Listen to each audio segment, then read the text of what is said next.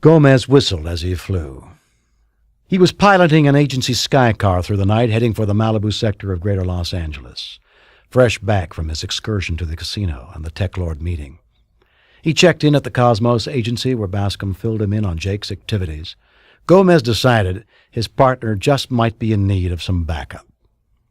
On the small vid screen mounted on the dash of Gomez's sky car, a wavy-haired android newscaster was droning, "Just in from San Francisco. As the number of plague cases grows at an alarming rate in the city by the bay, state and national officials continue to deny that the virus ravaging the city is a spillover from a secret military experiment gone awry.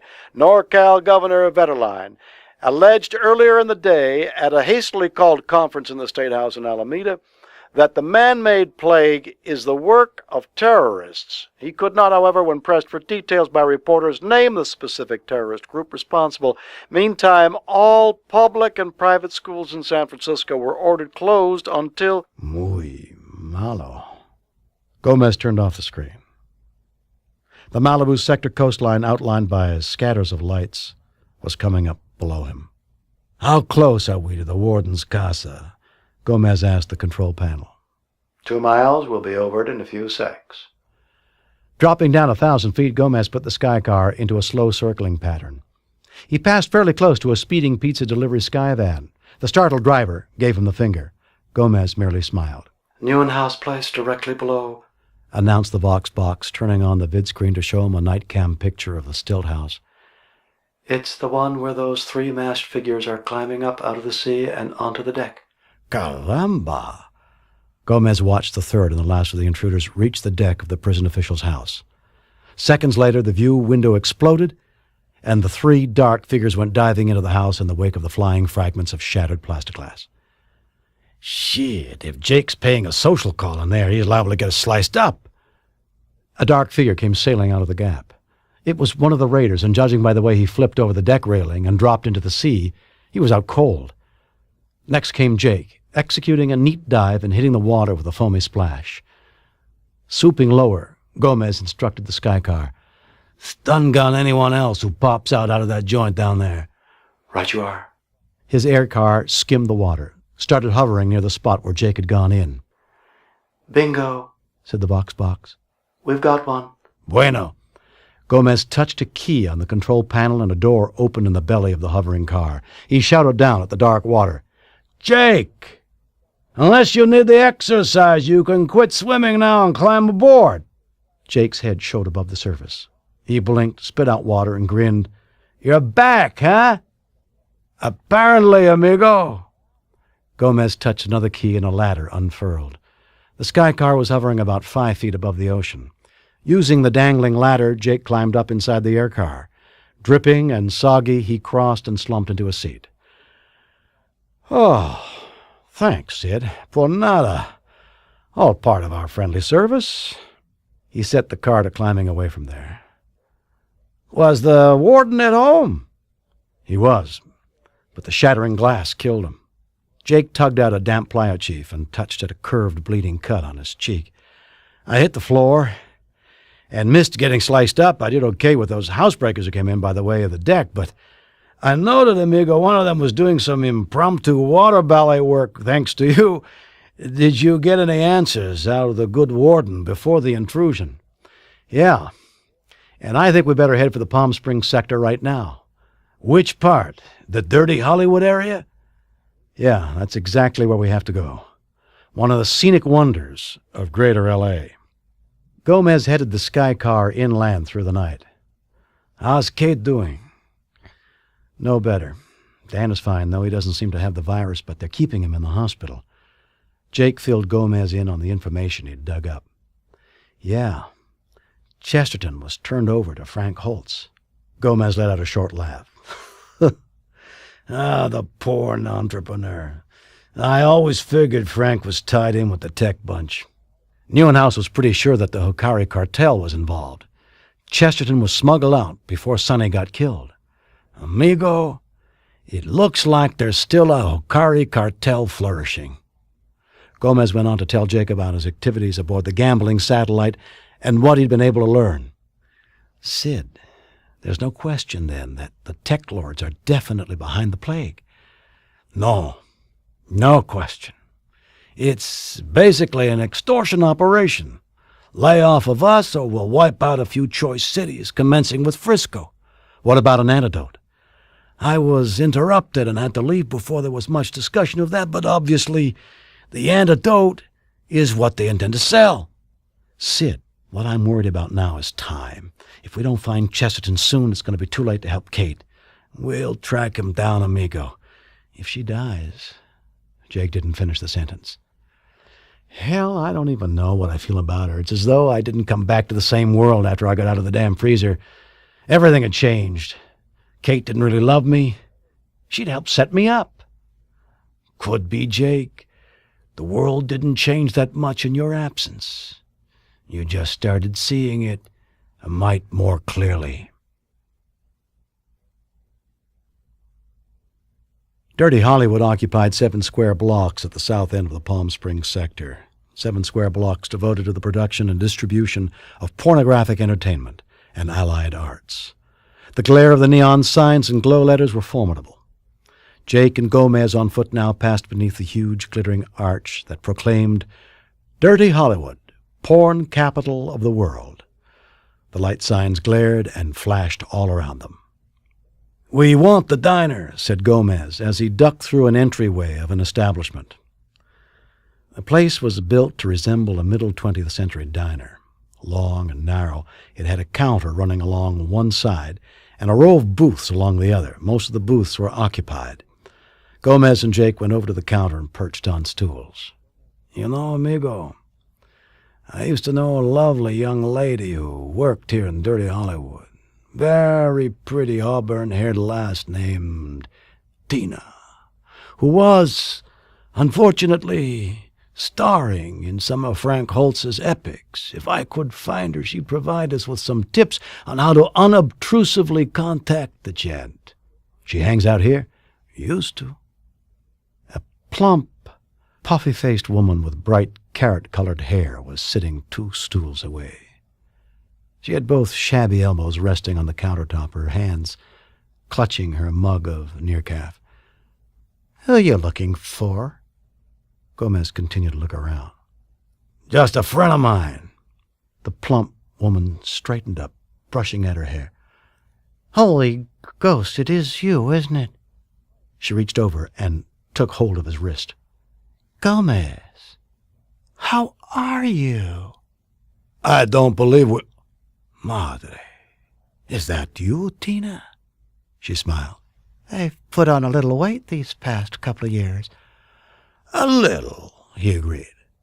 "Why are you looking for me?" "I am seeking information, Tina." She very carefully gathered up her cup and moved over to sit next to him.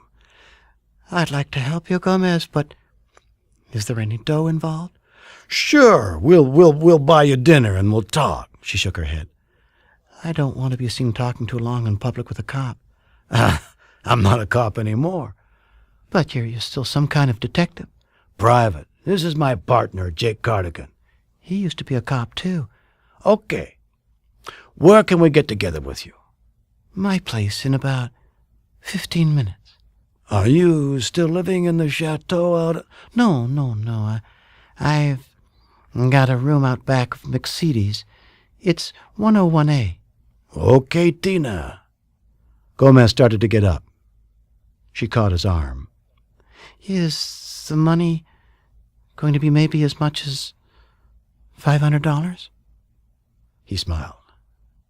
"At least, Chiquita."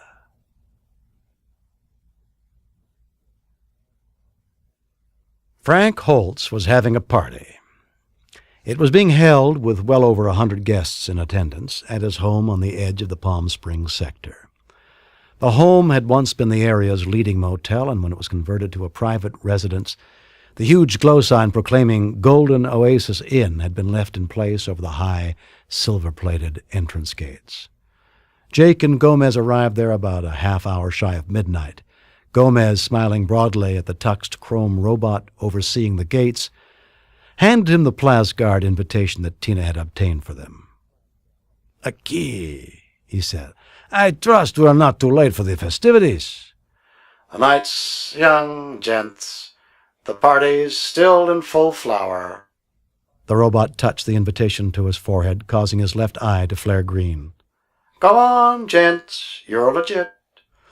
Posing as potential customers, the partners arranged a private interview with Holtz in his office. They then, fairly rapidly, with the help of a laser gun, persuaded Holtz to talk about Chesterton. "Okay, where's Chesterton now?" Jake asked eventually. "I don't know that." Gomez sighed.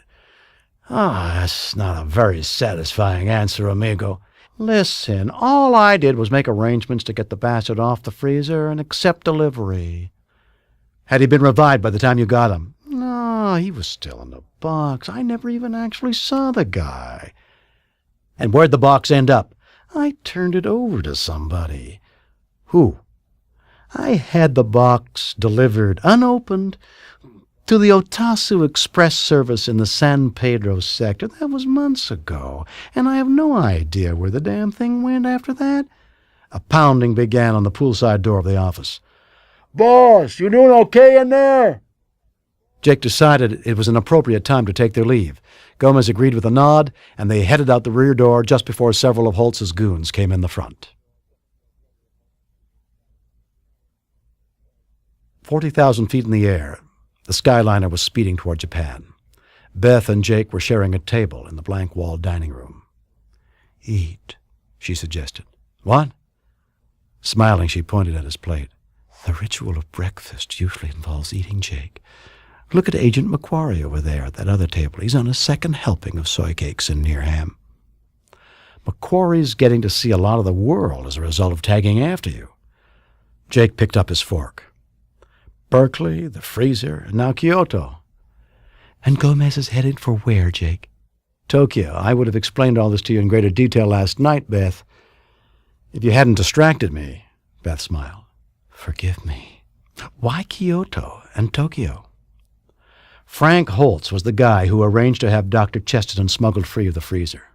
Holtz then arranged to have the doctor, still in a suspended state, packed in a crate and turned over to an outfit in the San Pedro sector of GLA calling itself the Otasu Express Service.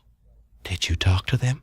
"Not directly, no. But last night, after Gomez and I got back from the Palm Springs sector, we used the Cosmos Agency computers and a few contacts of our own in the information siphoning trade.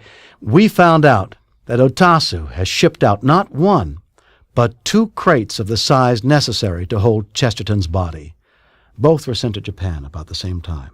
One to a warehouse in Kyoto, the other to a shipping firm in Tokyo. Trail ends there, since we can't find out where either of the crates went next." "It's possible, isn't it, Jake, that both crates are decoys, that Chesterton never left GLA?" "Sure, and Bascom was putting some operatives on that angle." "You're betting on Japan, though." "Yes, because Gomez found out that Tora Hokari, Sunny Hokari's sister, is still alive and based in Japan someplace. Sunny Hokari seems to be the one who originally ordered Chesterton sprung from the freezer." "And his sister is carrying on?" "Seems likely." "I thought you'd heard she was dead." "Supposed to have been killed in a train accident. But the TekLords, at least those who attended the get-together up on the casino where Gomez was, talked about her as though she were alive and trying to run things." Beth leaned closer to Jake. "They are definitely the ones behind the plague." "Yeah, they want the United States and most of the other countries of the world to quit interfering with the tech trade. San Francisco is sort of a hostage." "So you mean if everybody agrees to lay off, then they'll hand over the antidote?" "That seems to be the plan." "But Jake, thousands of people are going to die before that happens." "Which is also part of the plan." "And if the government doesn't concede?" "More cities." Beth shook her head.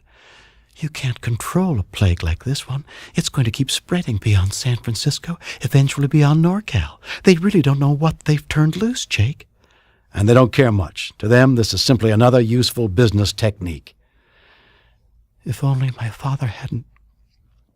His anti-tech system could have put them all out of business."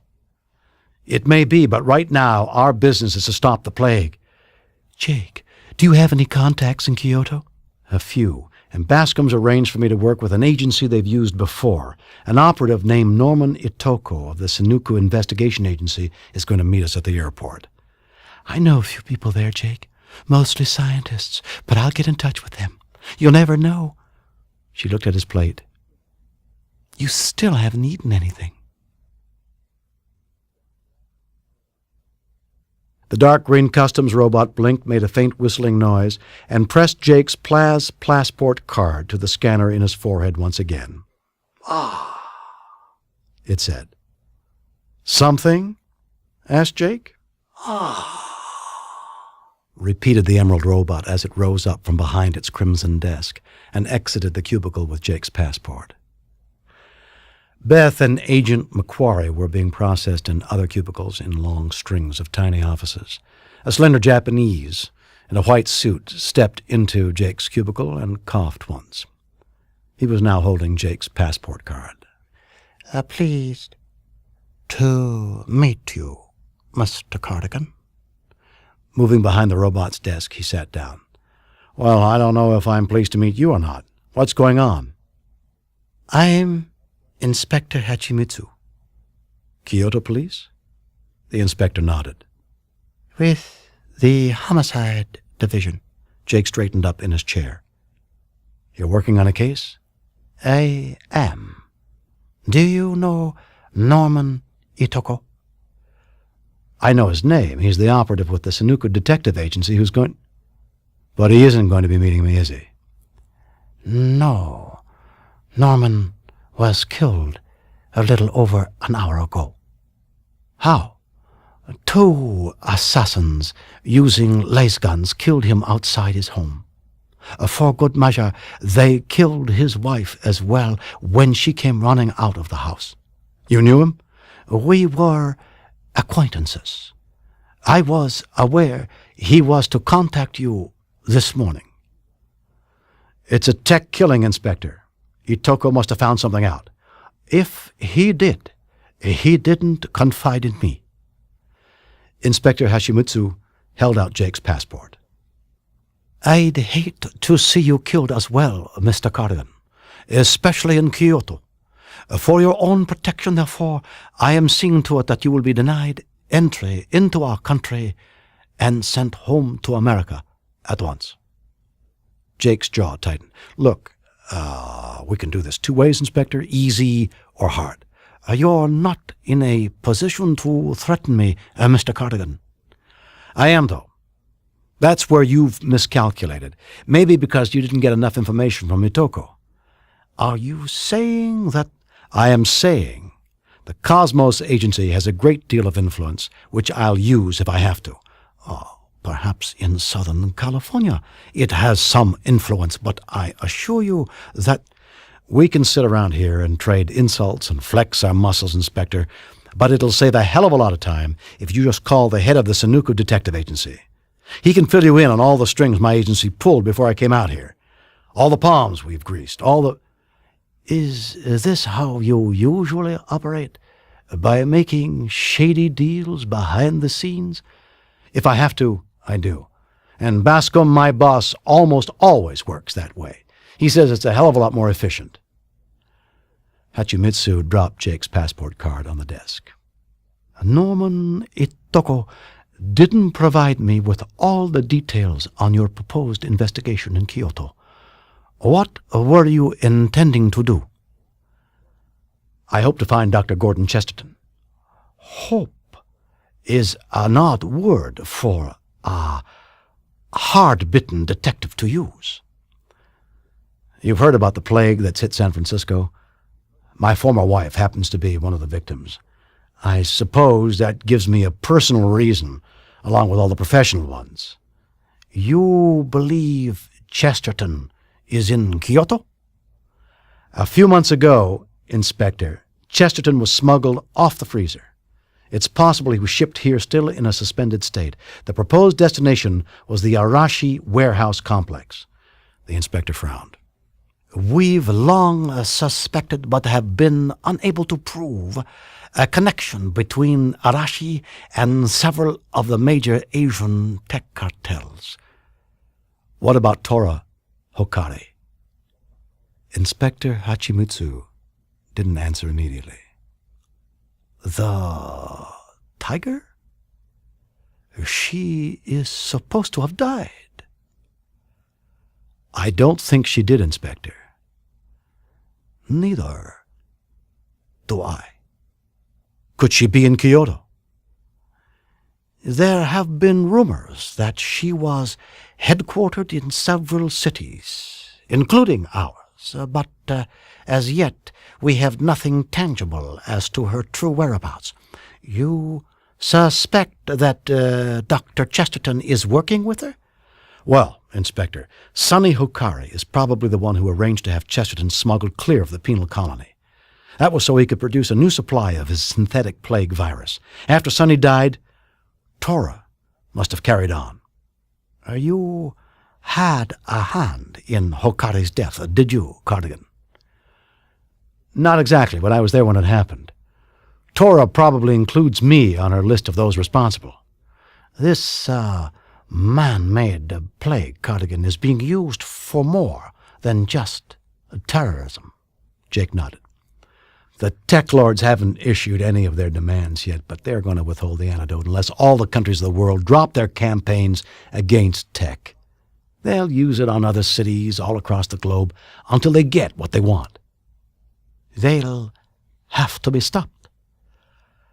I'm not the only one working on this, obviously, Inspector, but I want to try and find Chesterton and the antidote.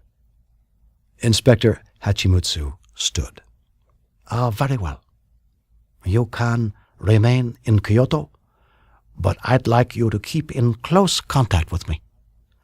Thanks. I will. The policeman held out his hand. It wasn't, let me mention, your threats that persuaded me, but rather the logic of your position. I thought I'd better try both, said Jake, shaking his hand. One or the other usually works. Jake slowed on his way to the vidphone alcove. Who are you waving at? Beth turned away from the wide sliding glass doors of the living room. Agent McQuarrie's already taken up a position out there amidst the foliage. A dedicated fellow. They were staying at an inn near the Kamo River, and the living room faced a large terraced garden. The early afternoon outside was blurred with mist. Beth turned to Jake. I've thought of an angle I'd like to work on. Well, sure, what is it? If Chesterton was still in a state of suspended animation when he was brought here, then they'd need special equipment and some uncommon drugs to revive him. And if anybody hereabouts has ordered that sort of thing, then they're probably linked with Tora Hokari. It's a long shot because they'd have been very cautious about how they gathered what they needed. I know somebody who's an associate prof at Kyoto Tech. He'll let me use their computer facilities. Beth, you seem to know guys on just about every spot on Earth, she smiled. Basically, I'm a very sociable person. This is an academic friend, Jake, not a former lover. Was I sounding jealous again? Furthest thing from my mind, he assured her. Okay, while you're associating with your professor, I'll start contacting some of my own sources in town. Agent McQuarrie caught up with Jake 2 hours later, a block from the tea house he had just left. Hey, Jake, wait a minute. The government man came pushing through the tourists and the pedestrians on the busy Kyoto sidewalk. They stopped in front of a multi-storied curio supermarket. Hey, McQuarrie, why aren't you watching Beth? One of my other men is, but Jake, listen, you'd better come along with me. Something wrong? McQuarrie put a hand on Jake's shoulder. We don't think she's in any danger of dying, but Beth is unconscious. What happened to her? The agent gave a sad shake of his head. Hell, I don't know exactly. She came back to your room at the inn about a half an hour ago, and everything seemed fine, and then a few minutes later I heard a crash. I rushed inside to find her out cold on the floor of the bathroom. Is it the plague? I don't think so, but we got a doctor in to look after her. I think maybe you ought to be with her, unless you're too busy with your... No, I'm not too busy, he answered impatiently. Jake ran across the garden. The afternoon was chilly, and a thin mist still hung over the shrubs, miniature trees, and colored gravel. The sliding glass door stood open. Some of the mist had drifted into the living room. There was no one in sight. "Doctor! How is she?" called Jake, hurrying toward the bathroom. For some reason, the bathroom door was shut. He yanked it open. There was a body sprawled on the bright white floor, but it wasn't Beth. Lying on his back, his throat cut, was Inspector Hashimutsu. "What the hell is going on?" Jake shouted. Then a sudden and overwhelming pain got hold of his body. It shook him, and he struggled to fight it off. He stiffened, gasping for air, then he fell over onto the bloody, dead man. Someone had used a stun gun on him. The fog was much thicker. The living room was blanketed with it. The afternoon had grown much colder. Jake found he was shivering as he sat there on the futon. "Sorry, I didn't catch what you said," he mumbled apologetically. Inspector Hashimutsu bowed politely in his direction. "I was asking how you are feeling, Mr. Cardigan." Jake winced. "Oh, wait now. Didn't I find you in the John? You were dead. This is very unfortunate." The police inspector moved closer to him through the swirling mist. "I had been assured by your superiors that you were no longer addicted to tech." "I'm not a techie, Inspector. I've never used the stuff once I got put off the freezer. Well, once on the first day out, but never since then." "Once, twice, like most tech heads. You've long since lost track of how many—" "Your throat was cut. In there. Blood all over." The Japanese tilted his head back, smiling sadly, and tapped at his neck. "As you can see, Mr. Cardigan, I remain intact and alive." Jake tried to get up, found he couldn't just yet. "Okay. Let that pass for now. What I really want to know is how Beth is." "I have no idea. Do you feel well enough after your recent bout with tech to—" "Hey, I don't know exactly what's going on, Inspector, but I'm damn sure I haven't been using any—" "Oh, so then all the paraphernalia beside you on the table belongs to someone else, does it, Mr. Cardigan?" Jake hadn't noticed the low black table before, nor what was on top of it. This was tech gear, sure enough. The small black brain box, the electrodes to attach to your skull, a scatter of 5 cockroach-sized tech chips. "Somebody's trying to frame me, Inspector." "Again?" "There's no rule says you can only be framed once. Please allow me to ask you what I came to ask you, Mr. Cardigan. Are you up to identifying someone for me?" "I suppose so. I don't know." The inspector smiled sympathetically. "Do you know this person?" From the fog outside stepped Kate. She was gaunt, hollow-cheeked, and wearing a wrinkled, blood-stained hospital gown. "This is really so typical of you, Jake, dragging me out of bed to come over here and help you on this case of yours. Kate, I had nothing to do—" "Do you know this woman, Mr. Cardigan?" "She's my wife. No, wait. Used to be. She used to be my wife." "Do you know this person?" Dan came in out of the fog. He was wearing a dirty hospital gown, too. "Dad, you promised me you were going to help us, but you just kept screwing things up, and now Mom and I are going to die." "You're not dead, Dan. You're still up and around." "Mr. Cardigan, these people are closely connected with the spreading of the plague in San Francisco. I intend to hold them for—" "Don't let him, Jake." Kate was beside him now. "He'll hurt Danny." "My son doesn't have a damn thing to do—" "We'll let the courts decide that, Mr. Cardigan." "Stop him, Jake." Kate placed a knife in his hand. Jake frowned down at the weapon. There was already blood smeared on the long, sharp blade. "Inspector, I won't let you arrest my son." "Kill him, Jake." Jake made a desperate effort and was able to stand up. He started stumbling some toward the policeman. "Go ahead," Kate urged him again. "Kill him." Jake lunged at the inspector, trying to slash him with the knife. Hachimutsu easily dodged him. Smiling, bowing mockingly, he retreated into the thick fog that had filled the living room. Jake lost sight of him. Then he spotted a figure in the drifting mist, but it didn't seem to be the policeman. All at once the fog was gone.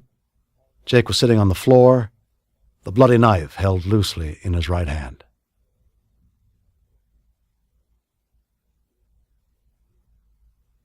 "How are you doing, amigo?" "You're not Hachimutsu." "A good thing, too. If I was, I'd be dead on the floor of your bathroom. How do you feel?" "Sid." Jake shook his head slowly from side to side. "I'm not quite sure what the hell is going on."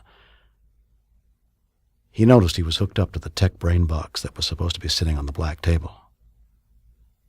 Except there wasn't any table. "I know it's risky to stop a tech session before the chip runs out, amigo, but I decided to risk using the turn-off button on the gadget you're connected to. Feels like I'm coming out of it okay. I don't think I'm likely to have any negative side effects." "What would you say to standing up?" Jake considered it while he gingerly detached the electrodes and discarded the tech gear on the floor. I think I can stay on my feet once up." With Gomez helping him, he got shakily to an upright position. How come you're not in Tokyo?" "I journeyed here fast as I could as soon as I picked up a tip that your agent Macquarie had been replaced with an android. I figured him for a kamikaze." "No, they apparently decided on a nastier way to get rid of me. By killing an important local lawman and fixing it to look like I'd knifed him while in a tech stupor. They even programmed a tech fantasy for me that would put the idea in my mind. Not a bad scheme, and one that takes advantage of your past record. I'd bet the cops have been alerted by now, so you—" "Sid, I've got to find Beth." "Got any idea, amigo, where she might be?" "She's due to meet a professor friend of hers about now. We're supposed to meet near there in half an hour." "Well, amigo, I suggest you hasten over there muy pronto. I'll stay here, clean up all your traces." Jake moved, still shaky on his legs, to the open doorway. "Can you face the local law by yourself?" Keep in mind, amigo, that I have been married 3 times, or is it 4 by now? I can explain my way out of anything."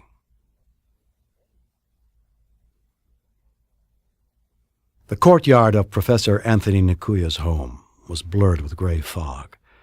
Jake made his way cautiously along the white gravel path toward the low, sprawling house. Suddenly, up ahead on his right, a stand of artificial bamboo rattled. Jake whipped his stun gun free of its holster. He could make out something in the fog, a dark, crouching shape. Gun in hand, he approached it. On hands and knees, in front of the high, thin rods of yellow bamboo, was a chrome-plated robot, wearing a black neo-silk kimono. The top of its skull was no longer there, the inner workings dangling out, smoldering. Giving one final convulsive rattle, it collapsed at Jake's feet.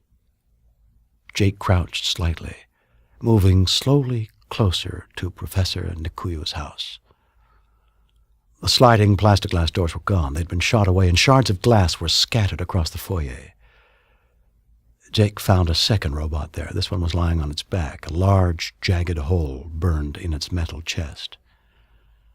In the hallway beyond, a tea set had fallen and smashed. A delicate white teapot with cherry blossoms painted on its side was in 3 pieces near the doorway of one of the rooms. The tea had spilled out of it like blood out of a wounded animal.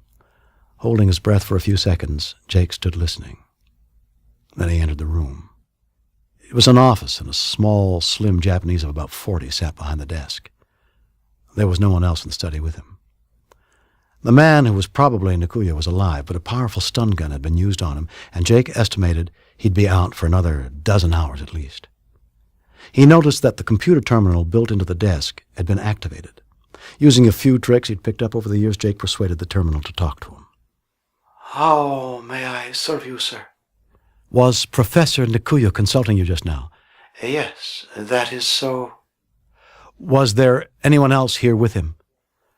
A young woman, judging from the sound of her voice. Woman, not android. The professor addressed her as Beth. What happened? 2 other voices intruded, male. The woman cried out. A sound that must have been that of a stun rifle came next. Then a brief struggle followed by a stun gun. After that, silence. Is the professor alive? He is, yeah. What was he asking you about? He and the young woman were apparently interested in the activities over the past few months of the Yakuin Pharmaceutical Company of Kyoto. He had only just begun to inquire about the company. However, when the intruders... Put your gun aside, Mr. Cardigan, ordered a voice from the doorway. And if you would be so kind, raise your hands. The man with the laser gun in his left hand was Japanese. He was plump, wore a pale green suit, and had a wide, dimpled smile. Stand clear of the desk, Mr. Cardigan. Stepping around the shattered tea things in the hallway, he came into the room. He smelled strongly of sandalwood. Jake followed instructions. That's an impressive perfume you're wearing. Who are you? The plump man smiled. My favorite scent, and perhaps I tend to overdo it. Let us simply say that I am affiliated with the Hokari cartel. You stayed behind after they grabbed Beth, huh? Yes, in the event that you were able to evade the traps set for you and came here seeking your paramour. A wise move, as it turns out. So you guys have Beth. She's in our hands. Why? It was felt she'd make a useful hostage, and there is apparently some interest in consulting her on technical matters. About the plague? The man's smile stretched even wider. I suggest you come along with me now. To see Tora Hokari. It will be best if you simply accompany me and reserve any further questions for later. My air car is parked in the lane behind the house. Shrugging one shoulder, Jake started for the exit. His eye caught the spilt tea still on the floor. The smiling Japanese moved in close behind him. 2 steps beyond the threshold, Jake slipped on the spilled tea, and his right foot went sliding. He twisted full around and made a grab for the Japanese. To keep himself from falling, they both went crashing to the floor. Jake quickly chopped the gun out of the other man's grasp, stood up, planted a forceful kick square in his captor's groin. While the Japanese doubled up in pain, Jake stepped over him and scooped up the fallen laser gun. Now, whoever you are, you're going to tell me where they have Beth. Wincing, the Japanese made it to his feet. Your conduct has been most ungentlemanly. Jake grinned. Yeah, it has. Where is she? Mr. Cardigan, you and I operate under entirely different codes of ethics. All at once he brought his right hand up to his mouth. I have no intention of betraying... The poison he'd gulped down was quick and efficient. He fell to the floor and was dead in under 10 seconds. Jake frowned down at him. Damn! Beth awoke in darkness. She found herself lying on her back, staring up into thick blackness. Wherever she was, it was cold and damp. Her body hurt. She was overly aware of just about every bone that made up her skeleton, and all of them ached. Her skin itched, burned. She could hear her pulse beating loudly in her ears. When she blinked, enormous, glaring yellow flowers blossomed all around her in the black. Pressing her hands down beside her, she felt some sort of smooth, soft fabric. They'd used a stun gun on her. The memory of that came back to her now. 2 men, large and dressed in black, had come bursting into the study. The one with the silvery stun rifle had shot Tony Nikuya. The other man, whose eyeballs seemed to protrude through slits in his tight silken hood, had used his stun gun on her as she tried to get around behind the desk to help Tony. She concentrated on breathing slowly and carefully in and out for a moment. Sharp pains zigzagged across her chest each time she inhaled. I wonder, she asked herself, if these fellows are some of Tora Hokari's people. They probably were, she decided, which meant she was somewhere in Tora's headquarters. Gradually the flashes subsided, along with the nausea she'd felt as soon as she sat up. I wonder why they didn't kill me on the spot. Maybe because they had something else in mind. Somewhat reluctantly, Beth let go of the cot and attempted to stand up. That made her dizzy again, made her see splashes of light where there really wasn't any light. The aftermath of being stun-gunned was rougher than she'd heard. Very slowly, sliding one foot at a time across the stone floor, Beth started walking. It could be that Tora just wants to use me as a hostage, but maybe things weren't that simple. Maybe it was part of some plan to trap Jake, to kill him. Easy now, she warned herself. You don't have enough information yet, so wait a while before you build up too many more theories. Beth walked 10 slow, careful paces, then stopped and felt all around her. No sign of a wall. She began to walk again. Then silently and unexpectedly, a huge glaring rectangle of bright white light appeared directly in front of her. Jake got to the meeting place, a private office rented by the Cosmos Agency, ahead of his partner. You're looking a mite scuffed and bedraggled, he observed when Gomez finally showed up. In its initial stages, amigo, my chat with Kyoto's finest got a trifle boisterous. Gomez sat down gingerly in the room's softest chair. But that's to be expected when the cops walk in and find you with a dead inspector. You finally talked your way out of it? Si, but it took cajolery and charm, plus several calls to some of Cosmos's most prestigious contacts in this fair city. We're not too highly thought of by local law, but we'll be staying out of the hoosegow for now. What about Beth? They got her, said Jake, outlining to his partner what had happened at the professor's home. When I found out about the Macquarie android, amigo, I also learned that they were building a Tora Andy. Must be that maglev train accident did her serious damage after all, and she's in need of a new body. Since Beth's an expert on androids, they may just want to consult with her. Let's hope they don't simply want to kill her. Any idea where she is? She might be a prisoner with Chesterton. I persuaded the professor's computer to talk to me. It told me what he'd found out for Beth. It looks like maybe Chesterton was revived at a place called the Kenku Spa. It's in the foothills near Mount Hai and quite close to an abandoned temple. Could it be, amigo, that Tora is using the joint as a secret lab? We're going to take a look into that, Sid. They were robots, a pair of them, large and broad. They had black enameled bodies that glistened in the harsh white light out in the corridor. One of them, saying nothing, came lumbering into the room. It made a beckoning gesture toward Beth. Where to? She asked. Her voice sounded a little rusty to her. The big robot simply repeated the come-along gesture. Nodding, Beth moved to the opening in the wall. The other robot, noting that Beth was a little unsteady on her feet, took hold of her left arm just above the elbow. Ow! Hey, too tight. The gleaming black mechanism paid no attention to her complaint. It started along the winding stone corridor, keeping a tight hold on her. The other robot fell in beside them. Rods of light ran along the low stone ceiling, giving off a harsh whitish glare. It was the sort of light that made you want to shield your eyes. The robots escorted Beth through what felt like at least 2 miles of twisting tunnel. Beth had the impression that the cell she woke in must have been deep underground, and that they'd been climbing upward. They came to a high, wide teakwood door.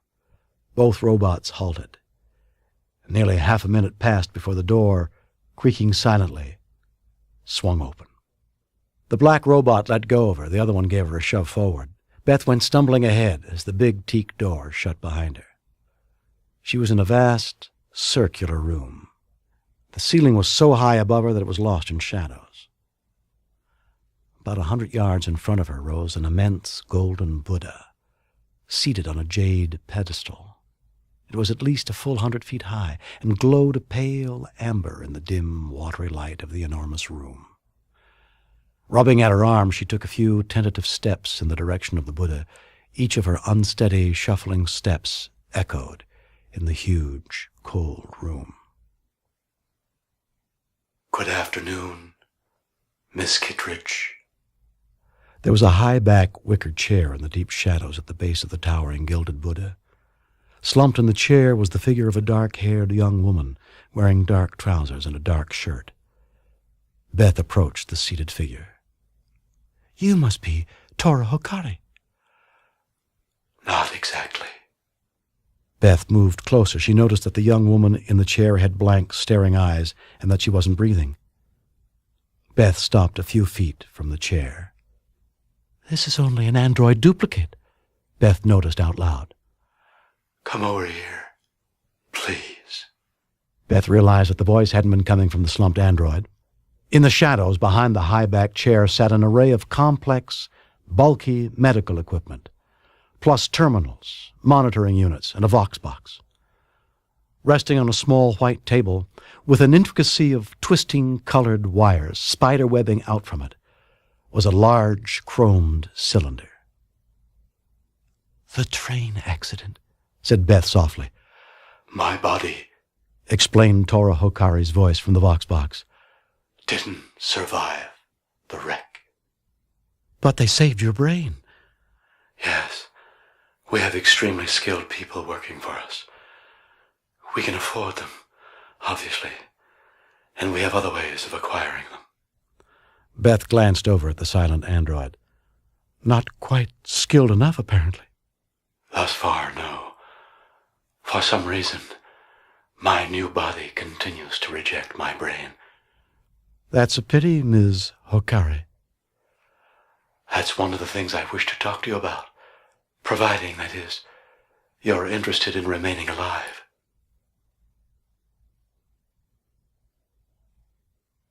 "Next time we flip a coin," Gomez grumbled. Jake winked at him. "Your shawl is slipping."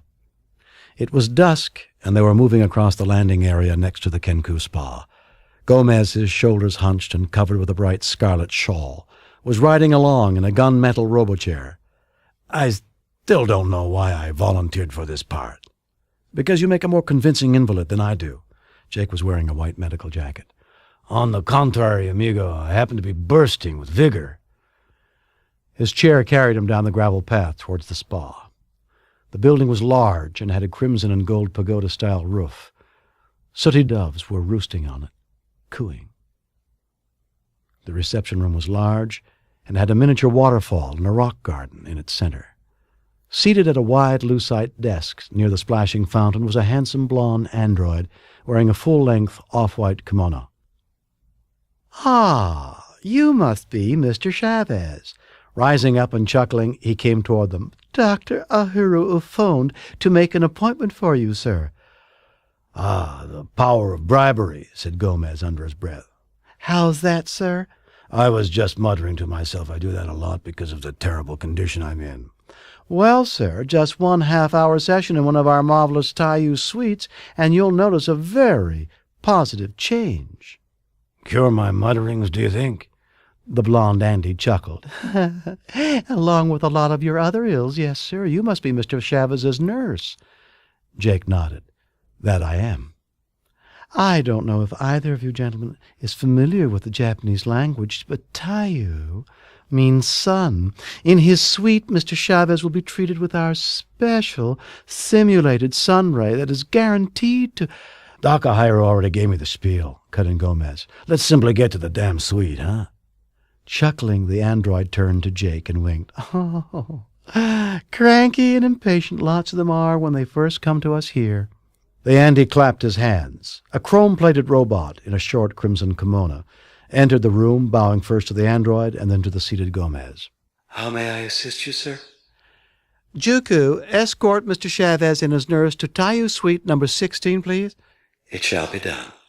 Bowing again, Juku turned and walked toward a nearby arched doorway. Gomez in his chair went rolling after him. "I sure hope this does him some good," Jake confided in the android before following the other two. They moved down a long, empty corridor whose walls were filled with animated murals based on the paintings of Okusei. At the doorway to suite number 16, the silvery robot stopped, bowing again. Gomez smiled, slipped a sun gun out from under his bright shawl, and shot the robot. Jake caught the mechanical man and, after his partner had jumped clear of the chair, dumped him into it. The door of number 16 whirred open. The chair and the disabled robot went rolling in, and Jake slammed the door shut. Gomez bowed to Jake. "Let's descend." Gomez sauntered down the dead white corridor. He was wearing a long sky-blue kimono.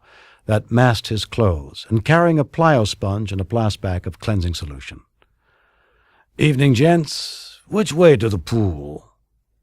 Both the thick-set Japanese guards popped out of their white wicker chairs to their feet. Each drew a laser gun from a hip holster and pointed it at the intruder. Just behind them, Gomez spotted a narrow metal door. "You made a mistake, buddy," the larger of the two informed him, making a go-away motion with his gun. "The baths are out in the other direction." Gomez smiled apologetically, glancing up at the dead white ceiling and then around at the dead white walls. He spotted no sign of a spy camera. "How about that?" he said, shaking his head. "My wife told me... well, she's not exactly my wife, although we are traveling as Mr. and Mrs. That's because you got a much better rate that way in most..." "Take a hike," suggested the other guard. He returned his gun to its holster and sat again in his white chair. "This part of the spa is closed to the public." Gomez chuckled. "Is it now? Fancy that. I was just telling my wife, well, you know what I mean. I was telling her that half the temples in this damn town seem to be closed to the public. But I figure because of my serious heart condition, it's one of these new Plas ones, and they can't seem to keep the damn motor working right. Well, I figure I should be admitted just about anywhere since my time is probably limited, and if I don't see this stuff now, why, your time is really going to be limited, buddy, unless you haul your butt out of here." Putting a hand on Gomez's shoulder, the larger guard started pushing him along the corridor. Around a bend, they came to a teakwood door Gomez had entered through. "You lads can't see this portal from where you sit," Gomez remarked. "No, buddy, we're more interested in the door we sit in front of." "Isn't that interesting? Oh, mother of mercy. The motor's conking." Gomez gasped, staggered, dropped to the corridor floor. He stretched out on his back, legs kicking. "Hey, you can't go having a fit here!" Holstering his gun, the big man knelt down by Gomez. The teakwood door swung suddenly open. Jake, stun gun in hand, stepped through and fired at the guard. "Bingo, as they say." Gomez quietly got up. "There aren't any security cams in the corridor, amigo. Shall we work a similar dodge on the remaining guard?" Gomez caught the bulky guard he had just stun-gunned. "Says, that makes an even half a dozen louts down thus far." He arranged him neatly in a sitting position against the blank, dead white wall of the underground corridor. "7, corrected Jake. "Oh, see, I neglected to include the one you fell 2 corridors back." Dr. Chesterton was a tall, lanky man. His sparse head of hair was a sudsy straw color. His white lab smock was wrinkled and stained. There was nothing but a low, black couch in the big white-walled office. "I usually take a nap about this time each evening," he said, sitting up, brushing at his hair with the knobby fingers of his left hand. Jake stopped just inside the doorway, watching the man. He said nothing. "You're Cardigan, aren't you?" Jake nodded. "I thought so. She showed me pictures of you. She has quite a collection. Side views, front views, long shots, close-ups." He brushed at his hair with the knobby fingers of his right hand. "She didn't literally show them to me. She didn't actually hand them to me. That's not possible right now. Had them shown to me. Tora doesn't like you much. Considers you an obstacle. May I ask you something?" "Sure." Jake walked a few steps closer to the scientist. "I know you were in the freezer nearly as long as I was. You find now that you're free, that you're somewhat out of sync?" Chesterton rubbed at his knee. "I don't feel that I quite fit anymore. I'm out of step. I feel like I can never get back, some kind of severe temporal dislocation. Have you experienced that?" "Yeah, some. It's supposed to go away, fade eventually." "I don't really believe in my case, at any rate, that it will." Chesterton studied Jake for a few seconds, nodding to himself. "Are you part of a major raid on our hideaway?" "Not exactly." "That's another odd thing. I can't seem to shake the notion that everything is going to go smash. I'll be found out, and taken back up there. Did you dream While you were in the freezer? Yeah. They say, several of my learned colleagues, that is, that one doesn't. But I know I did. Chesterton made a sad, sighing sound. I dreamed about my wife. I dreamed of scenes I'd never actually witnessed. Saw her over and over in those long, terrible dreams, making love to others. The terrible thing is you can't simply scream and wake up, not in the freezer. Each dream simply runs on and on. No way of knowing how long some of them lasted. All the men she'd been with. There were a lot of them. Ah, Chesterton, Jake interrupted. Do I have this right? Sonny and Tora didn't force you to create a new supply of your virus. You did all this willingly? Yes, that's right. When I awakened here in Kyoto, it was explained to me what was wanted. A lovely city, by the way, very peaceful. The Hokaris had brought me back to life in order that I might provide them with a sufficient supply of my XP-203 for their purposes. That was the price. If I refused, they had other names on their list. I didn't bother you, Chesterton, their purposes. Not especially, Cardigan. I had, after all, spent years doing the same sort of work for our government. Now I simply had a different employer. Several thousand people may die in San Francisco. Yes, that's how my synthetic virus works. Damn efficient stuff. 50 years up in the freezer is a long time. This, I assure you, is much better than... You're helping to kill people. I always have, Cardigan. That's been my job. What you're actually objecting to is simply that the targets have been changed.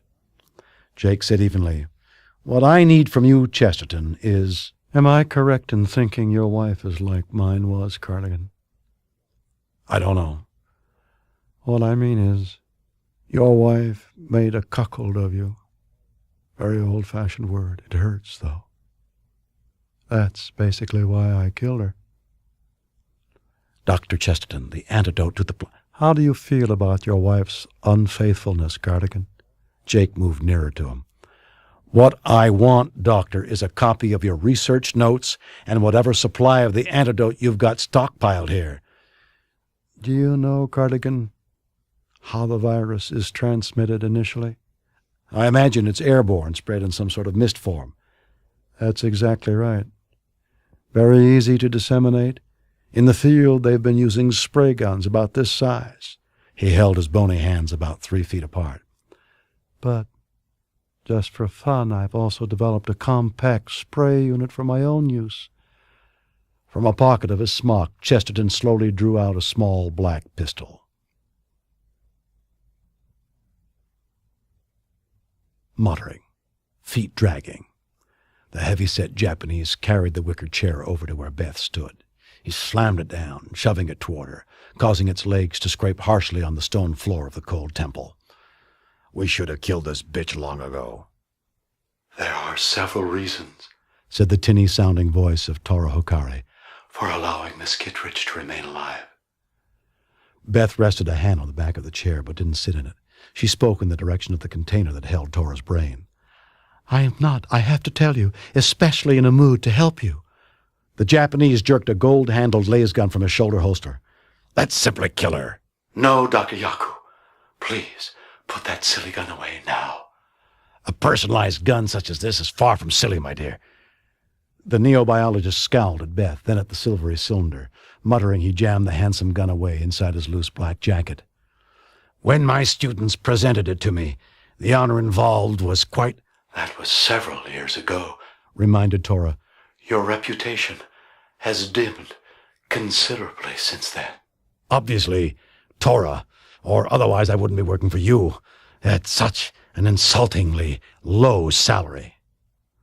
The Vox box rattled when Tora laughed. Miss Kittredge, I'd appreciate your telling me what stage your father's anti-tech work has reached. I really don't have much idea. He and I don't see much of each other, and I no longer assist him. A shame. I feel that family ties are the most important ties one has in life. I continue to miss my brother Sonny a great deal. That's one of the reasons I've ordered certain people killed. Revenge. People such as Kurt Wintergill? He was one. Jake Cardigan is another I intend to kill. Jake had nothing to do with your brothers. Dr. Hyaku was growing impatient. Did you summon me to this dismal hole simply that I might witness this pointless debate? You no longer have a body, Tora, but I do. I can't tolerate the cold and damp around here. Shrines are often cold and damp, Doctor. We'll leave the question of your father's researches for now, Miss Kittredge. You're also an expert in the area of robotics, are you not? No more than the people you already have working for you? Nevertheless, Miss Kittredge, I'd like you to examine this new body that they've fashioned for me. A waste of time, put in the doctor. Your brain is never going to function inside that android, Tora. Accept the fact, and let us get on with... What do you say, Miss Kittredge? Installing a viable human brain in an android host body has been routinely done for years, Beth replied. There's no reason why it shouldn't work for you. The doctor scoffed at Beth's answer. Buffoons. She employs technicians who are essentially buffoons. Pays many of them more than she doles out to me. If you assist me, it might prolong your life, Miss Kittredge. And what about Jake's life? There's no hope for Jake Cardigan. He will die soon, I imagine. I, of course, have long since made myself immune to XP-203, explained Dr. Chesterton, turning the spray pistol toward Jake. You, however, don't have that advantage. Saying nothing, Jake suddenly dove sideways. At the same time, he yanked out his stun gun and fired. The beam hit Chesterton in the side. He rose to his feet, shivering, teeth grinding. Both hands went snapping open. The pistol, loaded with the plague spray, dropped to the office floor. Chesterton started chewing violently at his lower lip, making a raspy, snarling noise. Blood and froth spilled out, smearing the twisted smile that was pulling his mouth wide. He managed to press one splayed hand to his chest before he toppled. He fell against a black couch, bounced off it, and tumbled down to the gray carpeting. Blood came foaming out between his torn lips. His entire body jerked, shuddered, then was still. Jake, frowning, looked from the fallen man to the stun gun in his hand. Christ, what happened? He approached the fallen figure, knelt on one knee. As he'd guessed, Chesterton was dead. Apparently the doctor had some kind of shock reaction to the stun gun shot. Jake had heard of a few rare instances of this, but had never witnessed one before. Damn it! Jake felt no sorrow for the dead man, but with a sinking heart, Jake realized that any hope of getting the antidote might just have died with Chesterton. Whistling silently, Gomez moved in a slight crouch along the corridor in search of Jake. The air circ system in this stretch of underground facility wasn't functioning exactly right, and several of the ceiling ducts were producing small rattling sounds. Gomez was carrying a small aluminum suitcase, recently borrowed. He stopped suddenly, shifted the case to his left hand, and drew out his stun gun. A door up ahead had started to swing open. Letting his breath sigh slowly out, he lowered the gun. "Amigo," he said quietly. Jake came, empty-handed, out of Dr. Chesterton's office. "Please tell me you had better luck than I did." Gomez patted the suitcase. "I've done fairly well. Y usted?" "Well, I did find Chesterton when he tried to run a field test of XP-203 on me. I used my stun gun. That set off some kind of negative reaction in him, and he died." Gomez shrugged. Toro and company weren't forcing the guy to work for them, were they? No, Chesterton was doing it willingly. No great loss, then. Except we didn't get around to talking about the antidote, and I couldn't find a damn thing in his... A key. Smiling broadly, Gomez held up the aluminum case. By persuading a tech bot to help the cause, I am now the proud owner of a handsomely printed copy of Doc Chesterton's basic notes on the plague, its cause, and its cure, plus a sample of the virus and, more importantly, the antidote as well. So, we are free to scram. That's great, Sid. Incredible. All we have to do now is locate Beth. She isn't being held down here. I found that out. Then, amigo, she's probably over in the Junigwatsu temple. Gomez imitated a robotic bow. Let's take a tour of the temple, then. Shall we, amigo?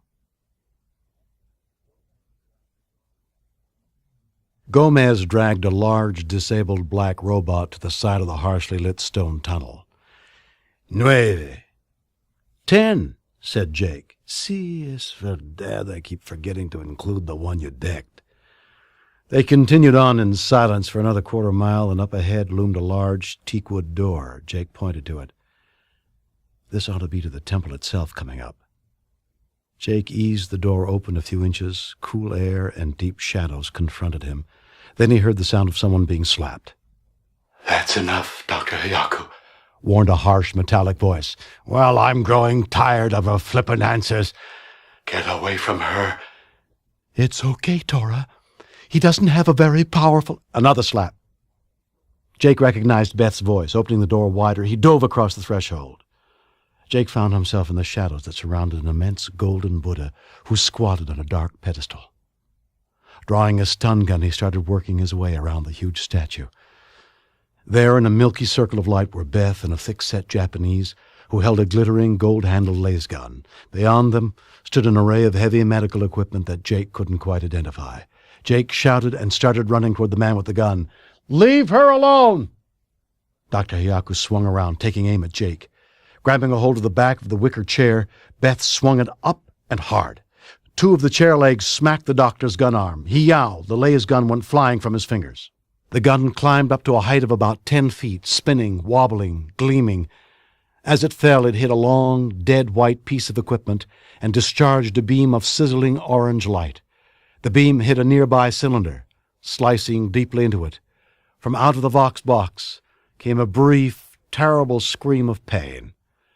The silvery canister containing Tora's brain had been cut clean in half, and its contents came slithering out. The sustaining fluid and the brain itself spilled out.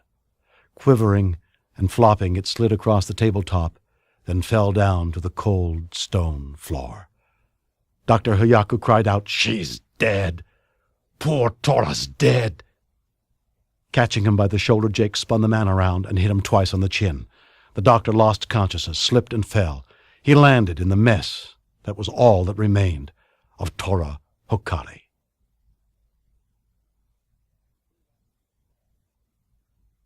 A thin afternoon fog was drifting in low across San Francisco Bay. The visitors' landing area next to the Marina Hospital was misty too. Jake leaned back in the seat of the aircar for a moment after they had landed. Beth touched his cheek with her fingertips. You okay? He had been staring out at the swirling fog. We've arrived. I was assuming you knew that since you were flying this thing. He shook his head. Yeah, sorry. My mind was wandering. That happens frequently with elderly fellows. Kate is going to be okay, Jake. You already know that. Sure, that wasn't what I was brooding about. He unhooked his safety gear, climbed out of the sky car into the fog. Beth joined him and took hold of his hand. Dan, then? Yeah, about Dan. I'm pleased that I'm going to be looking after him until Kate's released, but picking him up today, I don't know. It makes me uneasy. In the reception area, Jake spotted the tall, thin Dr. Goodwagon, who was the director of the isolation wing. Doctor, I'm here to take charge of my son, Dan. He's being released today, and maybe you can tell me where... I don't quite understand you, Mr. Cardigan. Was there something wrong over in observation? Jake frowned. We just now arrived. I haven't been... But I talked to you right here less than 10 minutes ago. I personally handed you the necessary release papers for your son and thanked you for... Jesus! A kamikaze! Letting go of Beth, Jake started running toward a ramp. According to the glow signs on the walls and the arrows on the floor, Jake had only one more ramp to go, and then he'd be in the observation wing. It had taken him at least 5 minutes to get this far. That meant the android dupe now might have as much as a 15-minute lead. A part of him was braced, waiting to hear the horrible sound that would mean the kamikaze had made contact with his son. "Damn, Tora," he muttered as he ran, dodging startled human nurses and oblivious of white enameled Metabots. Even though she was dead, Tora's plans to kill Dan were going ahead. The thing had been set in motion, and nobody had bothered to stop it. Jake should have realized they were going to try this. Dr. Chesterton told him about all the pictures that Tora had collected of him. Sure, pictures to use in constructing a believable anti-simulacrum. A sim filled with explosives and programmed to recognize Dan and to detonate the moment he touched it. Each breath Jake took burned his lungs, and his legs were starting to ache. No time, he said to himself. Not enough time to get to Dan. Jake increased his pace, breathing hard. 2 swing doors ahead, labeled Observation. He pushed through and was in a large roof area. There was a plastic glass dome over the reception room, and the foggy afternoon showed outside. Around the oval room ran a bright yellow ramp that was dotted with white benches. A few patients were scattered around on them. And standing by an empty bench, all the way across the big room, was Jake Cardigan. A damn convincing facsimile. He was smiling, holding out his arms. No more than 100 yards away was Dan, carrying a small tan suitcase and accompanied by a nurse who befriended him. The nurse stopped, patted him on the shoulder. Dan started alone toward the waiting kamikaze. "Dan, get back!" shouted Jake, running along the ramp. His son, surprised, stopped still, staring at him. The simulacrum, though, started moving. "Danny," it said. "You know me. Down! Get down, Dan!" Jake caught up with the android and hit it hard with his shoulder. The android staggered and smashed against the plastic glass wall. A panel shattered, and the simulacrum fell out into the mist. It was still about 50 feet from the ground when it exploded with an immense, thundering boom. Jake stood and stared at the billowing smoke. Dan came slowly up to him, a smile growing on his pale face. "You saved my life, Dad," he said quietly. Then, dropping his suitcase to the ramp, he jumped forward and put both arms around his father, hugging tight. "I love you." Jake returned the hug. "I know, son. I know."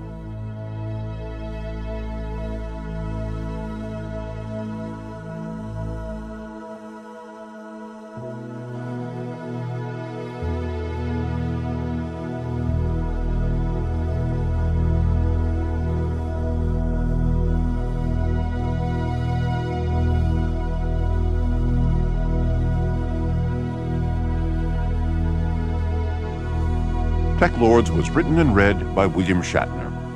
It was abridged for audio by Ron Goulart and edited by Susan Perrin. Post-production by Gary Fink. The associate producer was Elisa Shokoff. TekLords was produced and directed by Susan Perrin.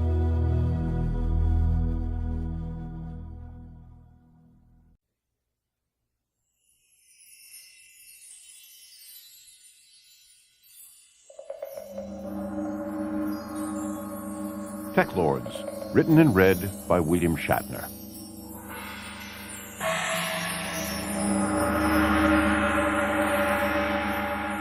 TekLords. Friday, May 16th, 2120 was gray and rain-filled across most of greater Los Angeles. It was not going to be an especially good day for Jake Cardigan. At a little before 10 in the morning, he landed his air car on the ground-level visitor's lot next to the Oceanside Educational Academy in the Santa Monica sector of GLA. There was a sharp, chill wind blowing across the choppy Pacific. The academy consisted of a series of 3 huge, linked plastic glass domes built on pilings out over the gray, foamy ocean. Several off-white gulls came circling down through the hard rain to settle atop the nearest dome. Jake unbuckled his safety harness, sighed, shook his head, and, shoulders hunched, stepped out into the rain-swept morning. He didn't much want to be here. He was a sandy-haired man in his late 40s, of middle height, good-looking in a weather-beaten, world-weary sort of way. He ran from his car to the entrance of the nearest dome like someone who was still in pretty good shape. The curved plastic glass door, which was tinted a pale blue, hissed open in anticipation. Jake entered the large oval foyer. "I have an appointment with—" "Halt!" advised the 7-foot-tall security robot who stood wide-legged at the far end of the room. "Keep your hands at your sides." Jake obliged. "As I was saying, I have an appointment with—" "Please state your name, sir." The big robot's voice interrupted Jake once more. "Jake Cardigan." "Last name first." "Cardigan. Jake." He walked a few paces closer. "Look, I'm supposed to see the dean about my—" "Cardigan. Jake." The gunmetal robot had 3 rows of tiny lights implanted across his wide chest. Several of them began flashing in sequence as he checked out Jake's name. After less than 10 seconds, the robot made a disapproving, clucking sound. "You can't be admitted, I'm afraid. Please take your leave." Instead, Jake walked right up to the security robot. "My son Dan is a student here, and don't blame me for that. My ex-wife picked out this place for him. The dean wanted to see her this morning to talk about some problems Dan's having. Kate Cardigan, my ex-wife, can't get time off from her new job up in San Francisco, and she asked me to come instead. Clear?" "Cardigan, Jake, convicted felon, sentenced to 15 years in the orbiting penal colony commonly known as the freezer. It is the opinion of the Academy that convicted felons tend to have a bad influence on the developing minds of our students, and therefore there is a rule against—" "I was up in the freezer. However, after just 4 years I was released. And as of a few weeks ago I was given a full pardon. All the officials and toadies in our great state of Southern California, not to mention every damn official in the greater Los Angeles government as well, now firmly believes that I was framed and wrongly sent to prison. So unless you want to be dismantled piece by piece and donated to the nearest scrap heap, you'll let me in." "Are you threatening me, sir?" Jake managed a bleak grin. "I am, yeah. I am designed to withstand assaults." The robot held up his metallic right hand, each finger of which was tipped with a different colored light bead. "Built into this hand alone are several formidable weapons, any of which are capable of—" "Maybe you ought to check with your bosses," suggested Jake.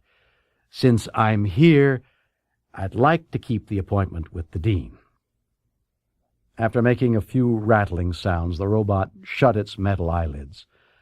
Various sorts of whirrings came out of its skull and broad chest. The tiny lights flashed. "Wouldn't you know it?" he asked when he snapped his eyes open. "Our files aren't properly updated. You aren't, Mr. Cardigan, a felon at all. Allow me, therefore, to extend you a cordial welcome to the Academy." He held out his left hand, and a slip of yellow plaspaper eased out of one of the thin slots in his palm. "Take this pass and travel along corridor A2, following the green floor arrows to door A2/203. "Thanks." Closing his hand on the pass, Jake stepped around the bulky robot and crossed the threshold to the corridor. A loud hooting commenced, pouring out of a row of small overhead speakers. "Whoa there! Hold it!" The robot spun, grabbed out, and caught Jake by the shoulder. "You ought to have informed me that you were carrying an illegal weapon." "I'm not." Jake tapped the shoulder holster he wore under his jacket. "I have the proper permits for this stun gun." "I have to look at them?" The robot ran his left forefinger up and down each of Jake's arms, around his torso, and then, bending with a faint creak, he frisked his trouser legs. "I don't note any other weapons." Jake took his ID packet out, flipped it open to his gun permits and his license as an operative of the Cosmos Detective Agency. "I'm a private investigator these days, with all my papers in order." "That must be a fascinating line of work," remarked the big robot as he scanned the material with his pla's eyes and left thumb. "I'll bet it beats standing around in a drafty foyer all day." "The work is usually a little more interesting than that, yeah." "Everything is in order, Mr. Cardigan. You can proceed." The dean's office was large, and its one see-through wall offered a view of the rough gray Pacific. Strung out along the horizon were several robot scows. The dean's desk was made of licorice-colored plastic glass, and seated behind it was a copper-plated robot wearing a conservative business suit that was the same color as the rainy sky outside. "We were expecting Mrs. Cardigan," the robot told Jake. Jake lingered in the doorway. "I was expecting the dean." "Dean Bushmill is unavoidably elsewhere. I am the assistant dean of Oceanside. My name is TekLords M14/SCES-30FAB. Jake crossed the room slowly and sat down in the tin chair facing TekLords. "My former wife couldn't get the time off to come down here from Frisco. Is our son Dan in some sort of trouble?" "Serious trouble," replied the robot. A troubled look crossed Jake's face. "Can you give me some specifics?" "Your son is currently being held in the detention wing in Dome Number 2. He is suspected of using the highly addictive electronic drug, popularly known as Tech. Pending further investigation into—" "Wait." Jake was on his feet, frowning. "Dan's not using Tech or any other—" "According to our records, Mr. Cardigan, there is a family history of addiction to—" "Come on. Tech addiction can't be inherited." Jake's anger was growing. With a deliberate motion, he leaned forward and put both hands, palms down, on the desk. "I was a techie once. I never denied it. But that was years ago, and it has absolutely nothing to do with my son." "You were also a tech dealer, convicted and sent to prison. Growing up in such an environment would certainly influence a child toward—" Now Jake became indignant. "Why the hell can't you guys keep your records up to date? I was cleared of all those charges weeks ago." He lifted one hand and turned it into a fist. "I just went through all this crap with your SecBot." "Perhaps I am in error," murmured the assistant dean robot. "Now then, are you familiar with Professor Joel Friedon?" Jake nodded. "Sure, he's a nitwit who travels around the country advocating the legalization of tech. What's he got to do with Dan?" "We found a vidcast of one of his lectures in your son's sleep cubicle, hidden away in his property locker." "You did, huh?" Jake stood walking around the desk to stand next to the robot's chair. "And Dan gave you permission to search?" "Of course not.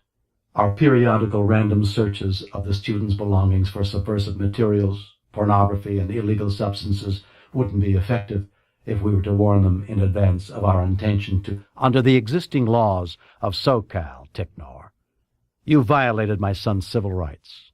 On top of which, even if your search had been legal, all you've proved is that Dan has a dubious taste in what he watches on his vidcast machine. Having a copy of a lecture by a dimwit like Professor Friedon doesn't make anybody a techie.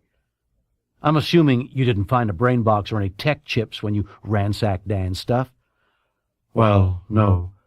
The important point, however, is that your son was in possession of a vidcast that openly—" The bleak grin crossed Jake's face again. "I think I better talk to the dean fairly soon, since Kate seems to think, God knows why, that this is the school Dan ought to be attending. I guess he'd best stay here for now.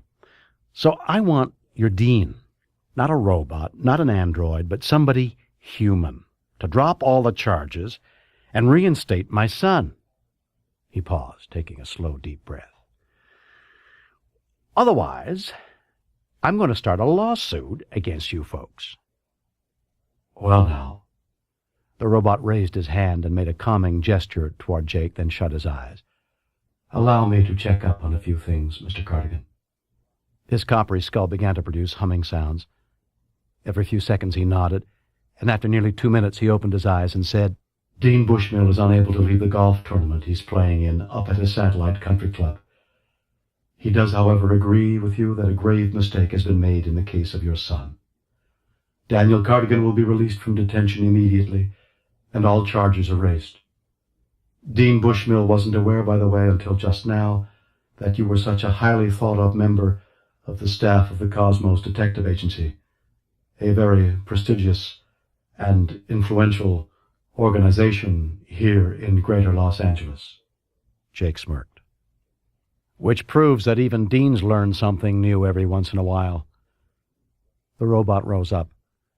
I assume you'd like to visit with your son while you're here? Jake hesitated a few seconds before answering. Yeah, sure. I would. The sound of the rain didn't penetrate the visitor's lounge. Silently it hit the curved, see-through walls. Jake sat alone in the large, quiet room. Down near the arched doorway, a small, cylindrical servomech was aimlessly polishing the near-wood flooring. The silvery mechanism wasn't functioning just exactly right, and it kept bumping into the wall, backing off, polishing a small, circular area, bumping into the wall again. Jake got up, stared out at the ocean. A lone gull came diving down, skimming the churning water and plucking up something in its beak. The servomech bumped into the wall again. Jamming his hands into his trouser pockets, Jake started pacing. He was very uneasy about meeting his son. The polishing mechanism bumped into the wall, but this time it tipped over on its back. Jake strode over to it, crouched, and righted the thing. Sounds like you're on the fritz, he said. Always butting in on something, aren't you? Jake stood and faced his son in the doorway. How you doing, Dan? Dan was leaner than Jake, an inch or so taller already, and he had the same color hair. How the hell do you think I'm doing? Everybody here knows you're a tech head, so they figure I must be one too. Dan, I haven't used that stuff since... Okay. Never mind, I'm fine, I'm great. Isn't that what you want to hear? No, what I want to hear, first off, is what's been going on, son. Did you really have a vidcast of that asshole Freedon in your locker? You still playing cop? Well, did you?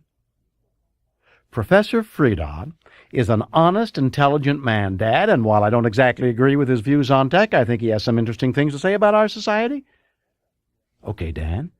I just wanted to make sure the damn thing wasn't planted on you. Oh, yeah, that's right. People have a tendency to frame the poor cardigans. First they framed you and shipped you up to the freezer, and now they try to get your son shipped out of the shithole. Don't you like the academy, son? I love the place. It's absolutely terrific. Is that what you came to talk about? Jake put his hand on his 15-year-old son's shoulder. I came here because they tossed you in detention. Dan jerked free of his father's touch. If Mom could have kept the appointment, you wouldn't have come at all, so don't bullshit me. Maybe I wouldn't have come, Dan. The few times I've seen you since we got back from Mexico, you haven't acted especially... What did you expect? You came down to Mexico and fouled up everything. I found the people I was hired to find, Professor Kittredge and his daughter Beth. I helped break up one of the bigger tech cartels. Well, you got your reward, didn't you? I hear you're shacking up with Beth Kittredge. Jake looked uncomfortable. I'm seeing her, yeah. Fine, great, Dad. Anything else you want to chat about? Want to see a printout of my latest grades? Dan, I didn't plan to get myself sent up to the freezer. I know I went away at a time you needed me, but Jesus, don't go trying to give me the same crap the school robotherapist hands out. Loss of the father at a crucial point in the development cycle. Dan turned away, kicking out once at the wobbly servomech. As for what happened down in Mexico, Dan, I didn't know at the start that your mother was tied into any of it. I also didn't know that your mother's friend, Bennett Sands, was going to turn out to be connected with the tech trade. Turning, Dan faced his father again. I'll tell you something about Bennett Sands. He wasn't, I guess, the most honest guy in the world, but he was more of a father to me than you ever were. Jake let out his breath suddenly, shaking his head. Come on, Dan. Don't keep trying to hurt me just because. I'm not trying to hurt you. I'm just trying to tell you the goddamn truth. You got Bennett Sands nearly killed. And then you... Listen, Dan. Sands was in cahoots with a guy named Sonny Hokari. Hokari was one of the worst tech lords going. Well, Bennett Sands was also looking after Mom and me. Now she has to work that stupid vid-ad job. We owe that to you, too. This probably isn't a good time to debate about what went on down in Mexico, son. I had a talk with the assistant dean. They're dropping all the charges against you, reinstating you in... I already know that. The bot who escorted me here told me that. Jake heaved a long sigh. He realized further talk was useless. If you need anything else, son, call me. He moved toward the doorway. I'm sorry we always... Dan glared at his father. I don't need you for a damn thing. You've already screwed up my life just about beyond repair. The best thing you can do is just stay away from me. Can you please do that? Jake nodded. Sure. Why did you come back at all? Christ, I wish you'd served the whole 15 years up in the freezer. Jake walked out of the room. A few minutes later, he found himself out again in the parking lot. The rain seemed colder and more penetrating than it had when he arrived. The new Malibu Supermall covered nearly 5 acres. Built of crystal-clear plastic glass and silvery metal, it rose up 10 levels above the ground and also offered 10 below-ground floors. The Supermall sat across a wide slot roadway from the ocean. At a few minutes after 1, Jake was hurrying along at AG Level 3 walkway. He was supposed to meet Beth Kittredge for lunch in a Mexican restaurant in Ethnic Row, and he was nearly 10 minutes late. He dodged a string quartet that was set up on the side of the walkway, 3 humans with a pretty blonde young woman android on cello. They were playing gentle Baroque music that was nearly drowned out by the combined noises of the 3rd level. Next came a small parade of middle-aged female shoppers, each trailed by a wheeled robot shopping cart. Skirting them, Jake nearly collided with a wandering robot balladeer who was playing a popular tune from the late 20th century. On his left now was a maternity shop, and on his right a hologram puppet theater. Gathered in front of the gilded entrance to the theater were about a dozen or more small, restless children. Lecturing them was a silvery female model android in the crimson and white uniform of a Supermall tour guide. Okay, she was asking, how many of us know what a hologram is? How many of us know where the darn bathrooms are? Asked a Chinese boy. Grinning, Jake started to circle the cluster of kids. That was when he became aware of harsh muttering directly ahead of him. No good bastard killer, son of a bitch! Jake Cardigan, no good dirty bastard kills the son of a bitch! Lurching along the walkway, shoving shoppers out of his path, came a large, well-dressed, well-groomed man in his late 40s. His eyes were wide, his gait stiff-legged and jerky. Noticing him, the android guide began shooing her charges toward the opposite side of the wide walkway.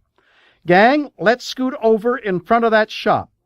Dirty bastard, Jake Cardigan. Kill him, graveyard dead. Swinging out suddenly, the muttering man slapped one of the scattering children.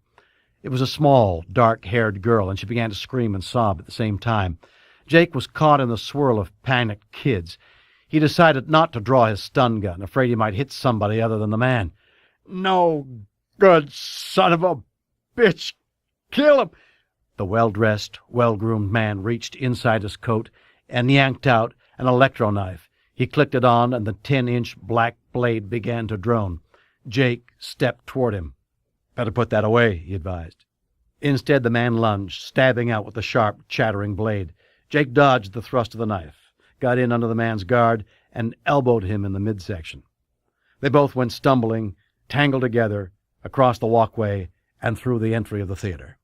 There were 3 people still inside the place, huddled up near the projection stage. One of them, a lanky teen, jumped over a row of seats and ran for a side exit. As the teen pushed his way out, the other 2 dashed up the aisle and out of the same exit. Up on the oval stage was a 3-dimensional image of a lovely blonde maiden in a flowing white gown. She was about 2 feet high.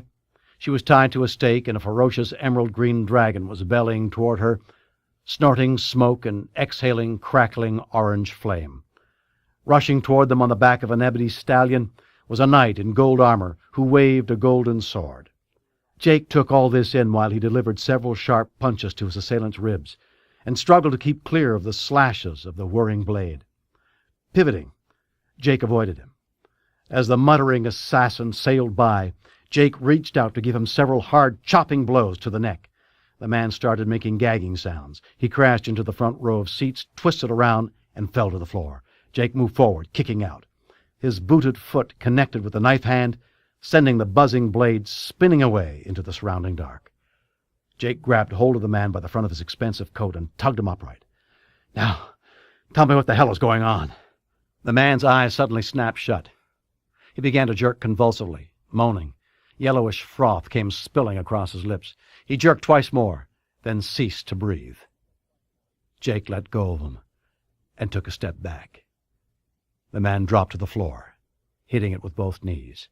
He stayed that way for a swaying second or two, then fell all the way over and was dead. Up on the stage, the Golden Knight thrust his sword into the heart of the dragon. Jake found the dead man's ID packet in an inner pocket of his suit coat. His name was Edwin L. Pland. He was an executive with a hydroponics company and lived in the Oxnard sector of Greater Los Angeles. Shaking his head, Jake sank down into a front-row seat of the theater, absent-mindedly tapping his knee with his packet. "Never heard of Edwin L. Pland," he said to himself. "But he sure heard of me." Kept repeating my name while he tried. "Please, to stand up, drop whatever it is you're holding, raise both hands high." Getting up, Jake tossed the assortment of IDs down onto the corpse's chest. Two big security robots were stomping down the center aisle, each pointing a forefinger at Jake. That was the finger that usually contained a laser gun, which indicated they had him figured for a fairly serious and dangerous criminal. Jake lifted both hands high in the air. "I'm Jake Cardigan, a licensed operative with the Cosmos Detect—" "Move away from the victim, please." "You've got that wrong. I'm the victim, or was supposed to be. This guy was—" One of the SecBots started frisking Jake. "You have the option of remaining silent until the law officers arrive on the scene, or you can make a full confession to either of us." Jake shook his head. "I'm the one, see, who was assaulted, so a confession isn't—" "Hey, I've got a permit for that." The robot, having found Jake's stun gun, was easing it free of the shoulder holster. "That will be settled after the police arrive, sir." The other security robot knelt next to the body. "Victim is dead," he announced. "Jake, are you all right?" It was Beth standing at the back of the small theater. "Yeah, I seem to have survived whatever sort of attack this was supposed to be." "Miss," warned the robot who'd confiscated Jake's weapon, "I'll be forced to shoot you down if you take another step." Beth froze in mid-stride. "Why would you do something like that?" "Because, miss, you're armed." Beth frowned at the stun gun in her hand. "So I am. I pulled this out when I heard the commotion in here. I got restless waiting at the restaurant, Jake, and decided to come hunting for you." "Please, miss, surrender your weapon." Lowering her gun hand to her side, Beth came up to the stage area. She was a slender, dark-haired young woman. "You're certain you aren't hurt, Jake?" "Outside of a few bumps and bruises, no." As she passed the bot, she handed him her gun. Moving close to Jake, Beth put her arms around him. "I'm glad you survived." "I feel pretty much that way myself." Smiling, he kissed her. Letting go of him, Beth went over to take a look at the dead man. "Nobody I've ever seen. Who is he, Jake?" "Somebody who wanted to do me in. That's about all I know about him so far."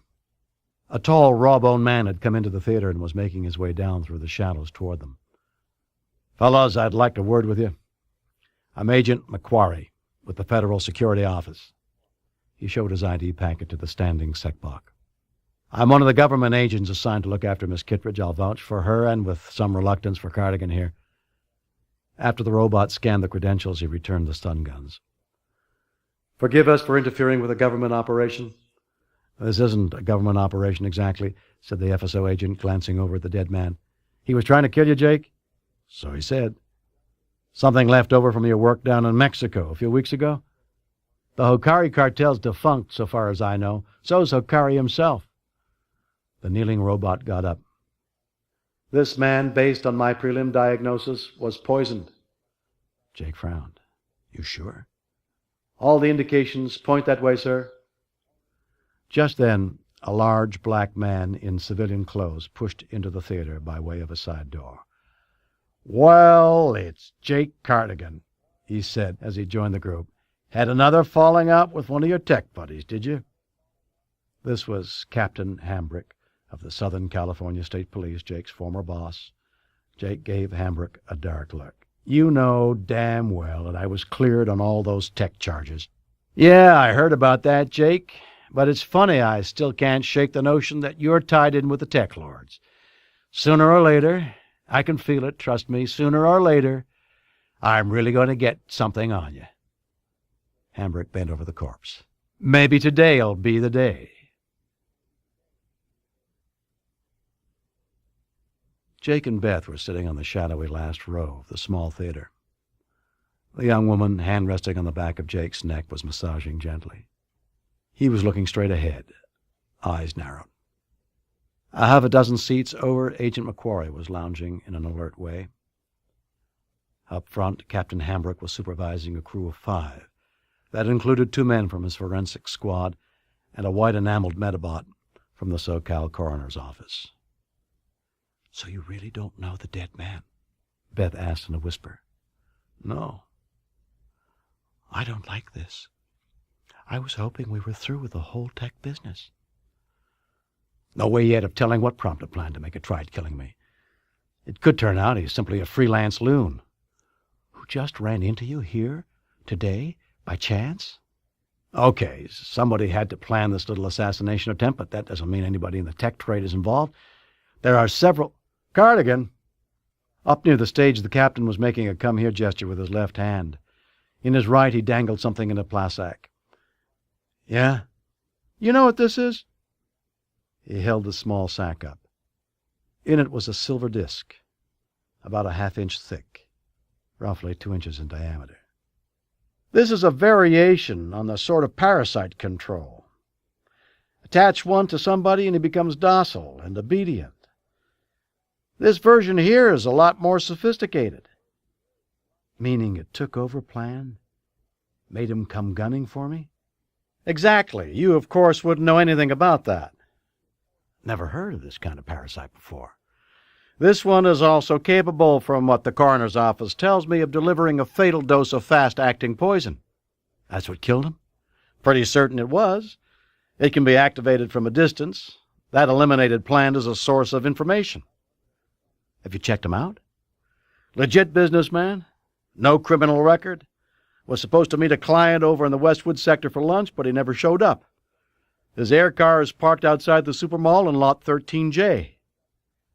Beth had come down the aisle. "May I?" She took the plasac from Hambrick, held it close to her face, and studied the disc. She frowned, nodded once, handed it back. "Thanks, Captain." "Ever seen one before?" "Not exactly like that." Jake eyed the captain. "Have you, Hambrick?" "As a matter of fact, I have. This happens to be the 3rd one we've encountered in the past few weeks," he replied. "We call the poor bastards who wear them zombies." "Any idea who's behind them?" "Not yet, but the other 2 victims of our zombies were both tech dealers, and, unlike you, they both died." "Did the other zombie assassins die too?" The captain nodded. "Yeah, just as soon as they finished their chores," he said. "Odd, isn't it, that the other 2 targets were known tech dealers? But you say you're completely out of that now, so—" "I was never in it." Anger flashed Jake's voice. "You know I was cleared up—" Beth gave Hambrick a brittle smile. "Captain, would it be okay if we left now?" "Unless Cardigan would like to stay around and explain what's really going on." Jake took a slow, deep breath. "We'll go."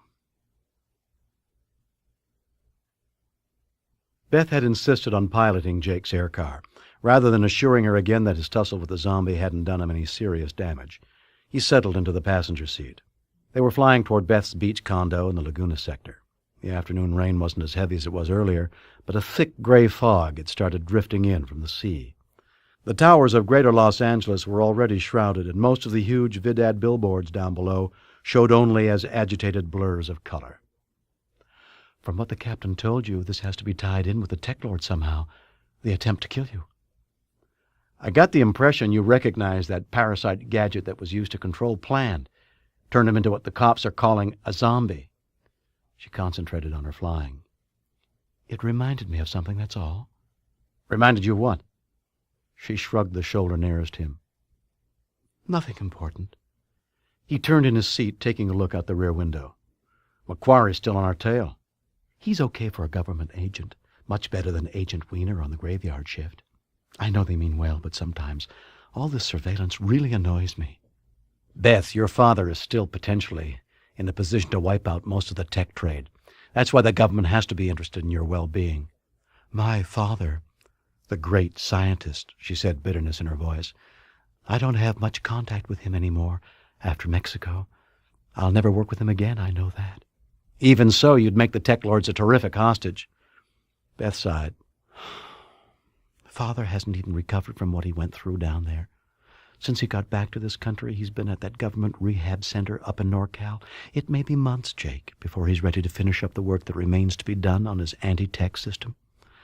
I really don't much like the idea of having all those government men lurking around for another year or more. I know, Beth, but they are a wise precaution. That attack on me today might have been tried because the tech folks figure they'll have an easier time getting at you if I'm not around. Beth shifted uneasily in her seat. I know that my father's convinced a slew of law officers and government agents that we were kidnapped by Sonny Hokari. I was there, though, and I can't help feeling that he'd made some kind of deal and was ready to sell out to Hokari. I've been digging into that, Beth, but so far— Beth interrupted. The point is, I'm pretty certain the tech cartels could simply bribe Dad to delay his researches or halt them altogether. They wouldn't have to kill him or kidnap me. But that's a max security facility he's recuperating in, Jake reminded her. Be tough to get a bribe to him there. She reached over and touched Jake's hand. You've been very patient with me. I know I must have told you about my concerns over my father 100 times now. 116, actually, Beth, but who's counting? Beth smiled. Can you stop a while at my place? Not now, no, answered Jake. There are some things I have to find out first.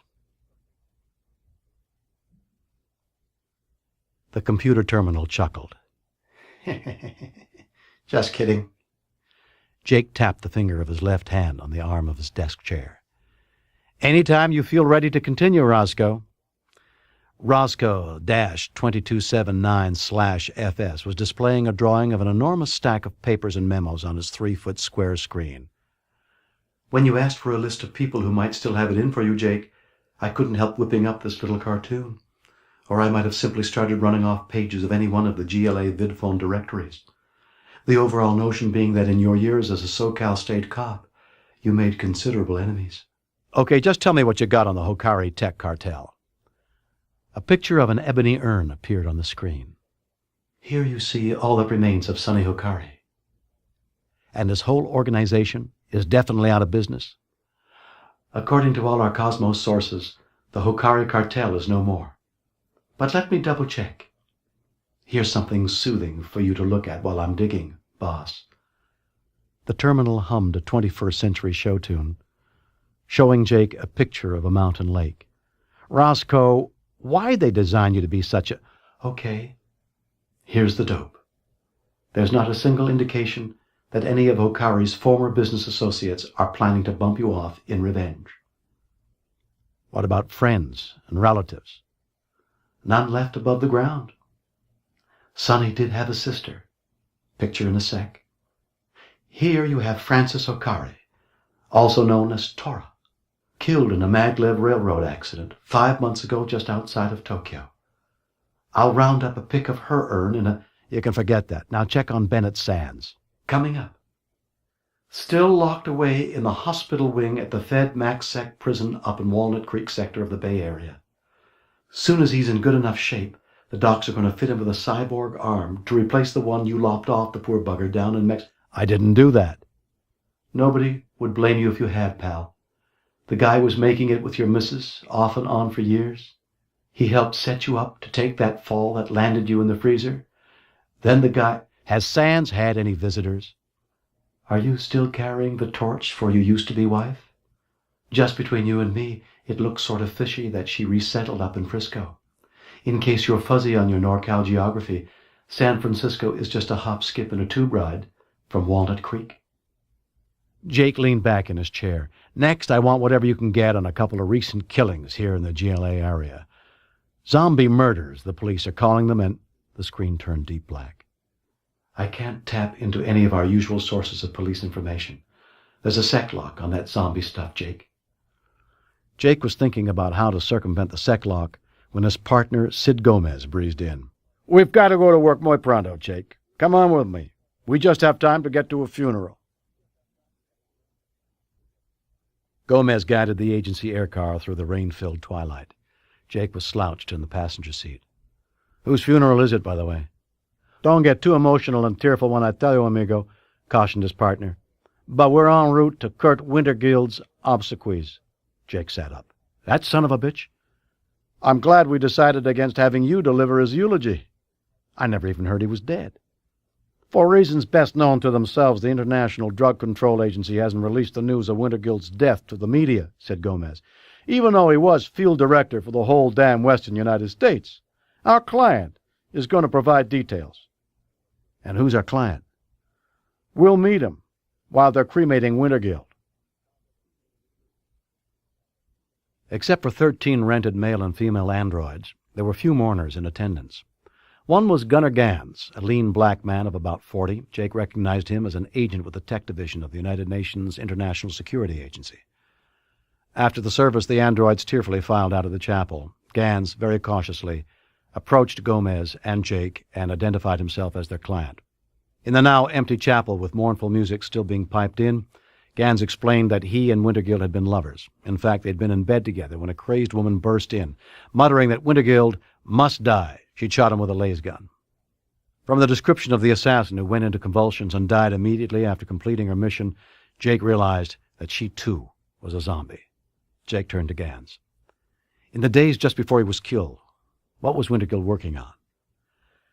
I'm not certain, Jake, but I know he was increasingly uneasy. Did he mention any names, discuss any of the people involved in his investigation? Gans paused, trying to concentrate. No, not that I recall, really. Oh, he did ask me if I'd ever heard of Dr. Gordon Chesterton. Jake rubbed his chin in thought. Chesterton. Used to be a well-known neobiologist with SoCal Tech. But he's been up in the freezer for 5 or 6 years. Sent up to the orbiting penal colony for murdering his wife. I heard about that, yes, said Gans. And I also knew that Chesterton had once worked on some government projects. Anything else you can tell us? Well, Kurt was looking forward to a meeting with someone who was going to provide him with important new information. The name of his contact, nickname actually, was Subway. Bingo, said Gomez. Subway is a guy who sells information. He usually hangs out on the fringes of the Skid Row sector. After a few more minutes, it was obvious Gans couldn't tell them anything more. Before leaving, Jake asked him one more question. Tell me, Gans, why'd you pick the Cosmos Detective Agency? Because you're an operative with them.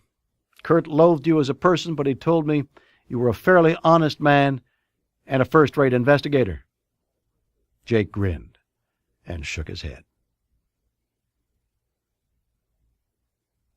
The rain had ceased about an hour earlier. Fog was still rolling in from the sea, and the surface of the chrome-plated guard robot at the gateway of Beth's condo complex was misted over. Jake hurried up the curving ramp that led to the second level. Beth, wearing a two-piece suit dress of moon-based silk, let him in. She smiled, hugged him, stepped back, smiled more broadly. He eyed her. If I didn't know you better, I'd think you were acting smug. She shrugged, laughing. Sit down, Jake. She invited, gesturing toward a loose-side armchair near her computer desk. Okay, you've guessed I'm excited. I'll tell you what I've been up to. See, I had actually heard about those parasite control boxes before, that new smaller type. They come, as I found out this afternoon, out of Japan, and have been in use around here about 3 months. Ambrick says last time that your old police buddy doesn't know about the other 3 killings. And the reason for that is several government agencies are keeping it all very quiet. Jake frowned at her. Those 3 other assassinations didn't have tech dealers as victims? Obviously, people like Kurt Wintergill aren't tech dealers, nor were... Hold it, Beth. How'd you find out about him? Gomez and I only just now learned that... I have all sorts of friends in government agencies, remember? By spending an afternoon with my terminal and the vidphone, I was able to find out quite a lot. My main reason for poking into this was... Well, I'm concerned about you. A few weeks back, I'd heard something about the zombie murders from a friend of mine. Since it looks like you're on the list of targets, I thought I'd better start asking questions.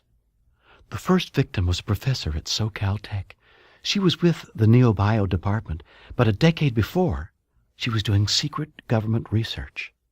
How do you know about the secret government stuff? For one thing, she was a friend of my father's. Now listen. The other important victim was a retired U.S. Army colonel. Back when he was active, the colonel was attached to the West Coast office of the Unconventional Weapons Agency. That's the same outfit the murdered professor worked for, and they were both there during the same period. Jake jumped in. Do you think they both could have been associated with Gordon Chesterton? Probably, Jake. Why? Jake told her about the case they were working on and what their client had told him. Then this ties in even more than I figured, Jake. See, I think there are 2 separate groups of targets. On one list are the people the TekLords want out of the way for business reasons and revenge. The other group involves people who had something to do with some clandestine government project 10 years ago. Okay, Beth, you've strung together some facts that may or may not be related. But it's just as likely that the murder of Wintergill and the try for me has to do with nothing more than the TekLords trying... I don't know which list you're on yet, Jake. Now let me tell you something else I've been brooding about, Jake. What I think you're doing is you're still comparing me with the android duplicate of me that you teamed up with in Mexico. That's not true, Beth. You're the one I love. But didn't you fall in love with the android first? Come on, how can somebody fall in love with a mechanism? Well, I feel you did. And I'm going to prove to you that I'm as good as she was, as efficient and as clever, and, hey, Beth, there's no contest. Even so, I'm going to keep right on working on this business until... The vidphone sounded. Stepping over to the phone alcove, Beth clicked on the screen. It was Jake's ex-wife, looking tired and worried. Jake took the call. Kate, what's wrong? Is Dan... Kate informed him that Dan had run away from school and was now, having hopped an Airbus, up in Frisco with her. She thought it would be a very good idea for Jake to come up there right away to talk to his son. Not yet, Kate. He isn't ready to listen to anything I have to say. Yes, I see, and I imagine you're right in the middle of an important case anyway. Matter of fact, Kate, I am, but that's not the reason for my not... Same old Jake. The screen went blank. The next day, Jake and Gomez split up and started to dig into what Wintergill had been investigating just before he was assassinated. Jake got a tip that Subway, one of the dead drug agent's informants, could be found in the Little Asia sector of Greater L.A. The corner drugstore was in the middle of the block, a 6-story complex sitting between the Forbidden City Automat and the Sci-Fan Bordello. The Nose Pop shop had a display of snorts in its window. Above the neat stack of bright glow-pack containers of the product hovered a 2-foot-high holographic projection of a well-known air soccer player. Snorts is my favorite nose candy, the athlete was saying. I swear to God you'll think it's real Coke, yet it's absolutely 100% legal, kids. Jake entered the shop, causing the door to produce a short tinkling tune. I'm Jake Cardigan. After picking her teeth for roughly 10 seconds, the fat female proprietor said, Damned if you aren't. Go into the back room. Jake went through the door and shut it behind him. He took a few more steps into the room, edging to the left and nearer the red door. The man in the glass rocker stopped smiling. Oh, what's the matter, Jake? Don't you recognize me? It's Singapore Sammy, your old pal and one of your favorite informants. I got some news for you about Subway. Jake reached the door and stood with his back against it. I only happened to find this out by chance, he said, and I imagine your people don't know yet, since the cops have been keeping it quiet. Singapore Sammy was killed down in the Baja sector over the weekend. That's a lot of crap. I'm obviously alive and well. He left the chair and it kept rocking. No, I figure you for a kamikaze android loaded with explosives. Jake turned and hit the door hard with his shoulder. It went flapping open. He dived out into the valley behind the corner drugstore. He landed on the ground, rolled, and stood up. He started to run for the alley mouth. Then he noticed the black-clad cyborgs who were waiting there for him. They started trotting down the alley in Jake's direction. 3 of them, large, wide cyborgs, dressed in black and wearing pullover face masks that had narrow eye slits. The one in the lead had a black laser gun in place of his right hand. The others, electro-knives and lace pistols for hands. Easing sideways, Jake yanked out his stun gun. "Clear off, fellas," he warned. The one with the black laser gun for a hand fired at him, but Jake had already thrown himself to the ground and had fired his stun gun in midair. The buzzing beam hit the first masked assassin square in the chest. He yelped, flapped both arms, and fell to the ground and stayed there. Meantime, Jake scrambled to his feet and ran. The other cyborgs pursued him. "We're going to get you," called one of the assassins. "Soon now." Then a smooth purring sound became audible directly above them. Jake was concentrating on the 2 men who were stalking him and didn't look up. A sizzling beam of crimson light came slicing down at a slant. It hit the cyborg, who taunted Jake, cutting him neatly in half at the waist.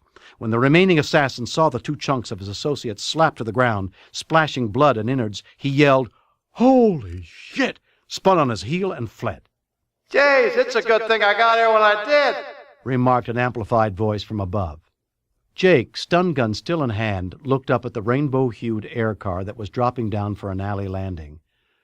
Piloting the multicolored vehicle was a demure-seeming teenage girl dressed in the green shirt and tan jumper that was the uniform of a very exclusive private school in the Bel Air sector.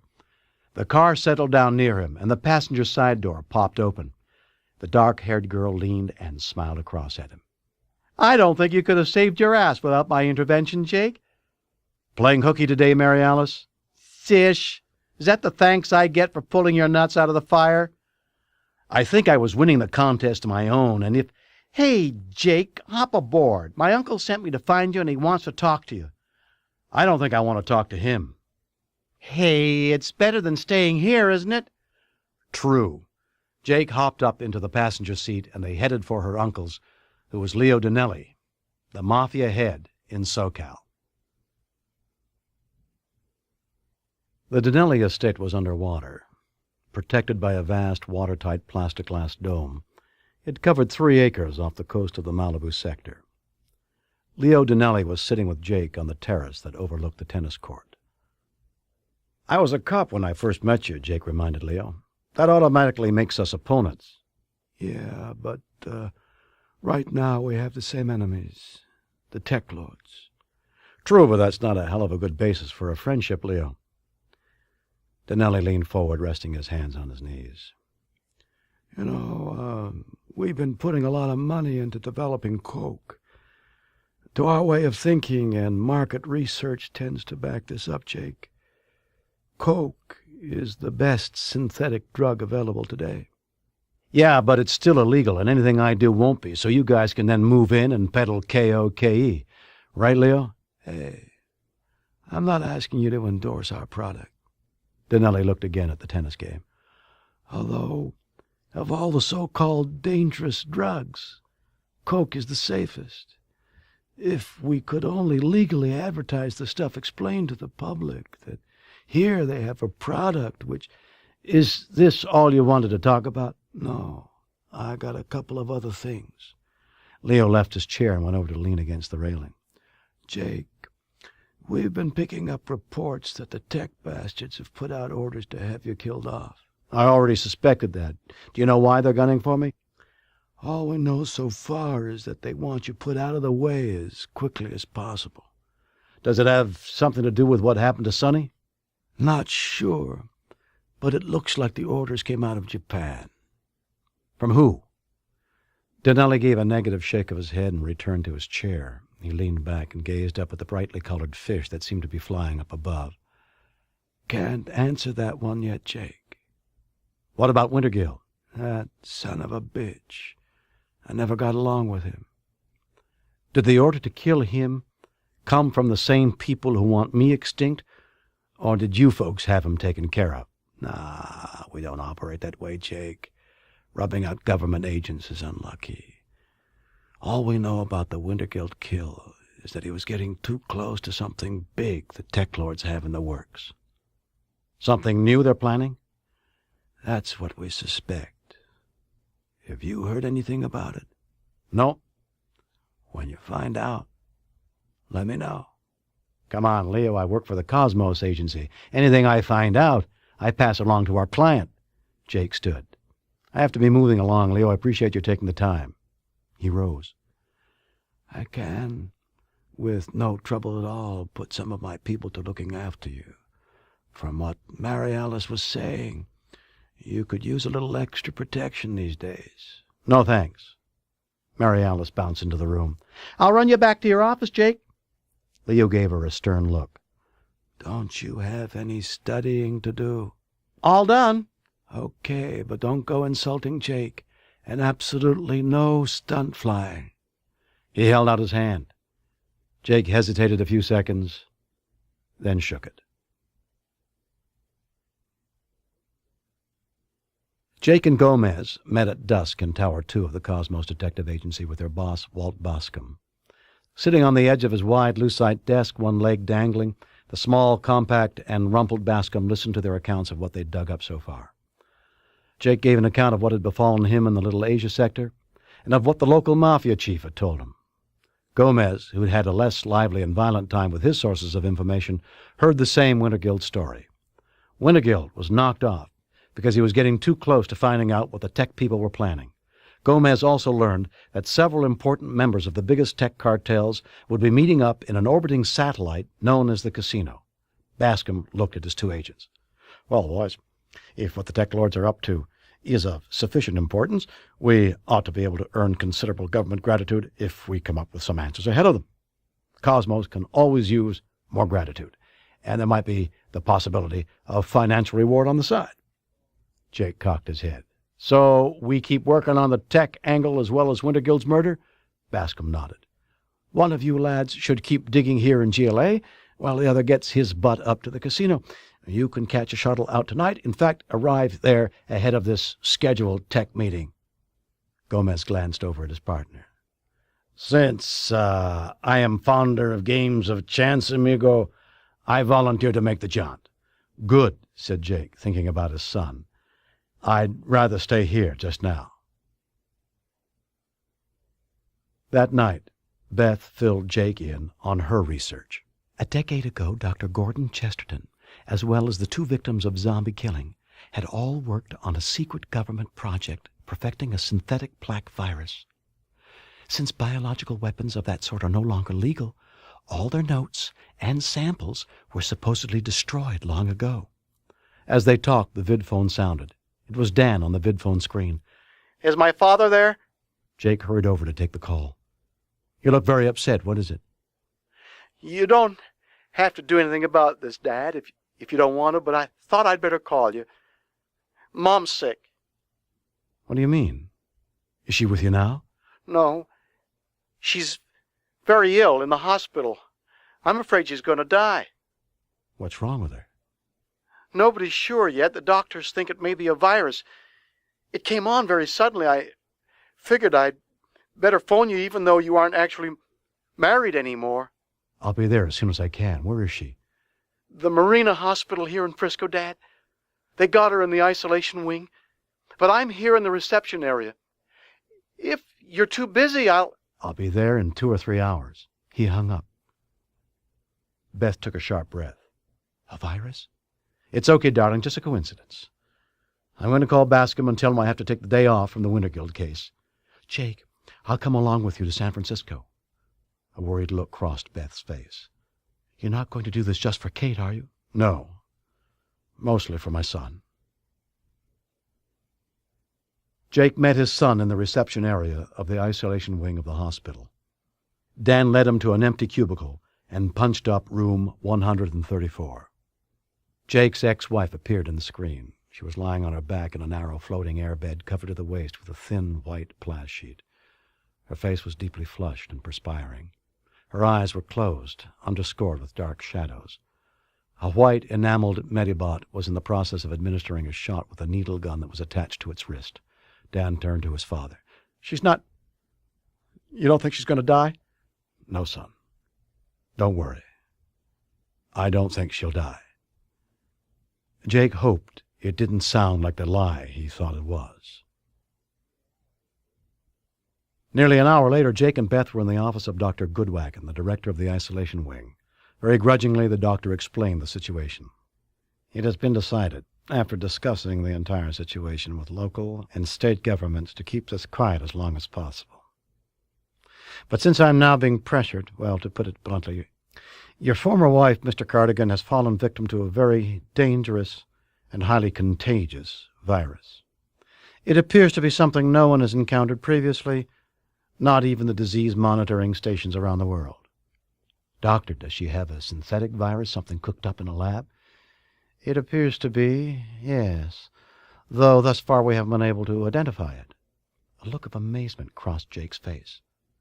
"But, Doctor, Kate isn't the only one who has this, is she?"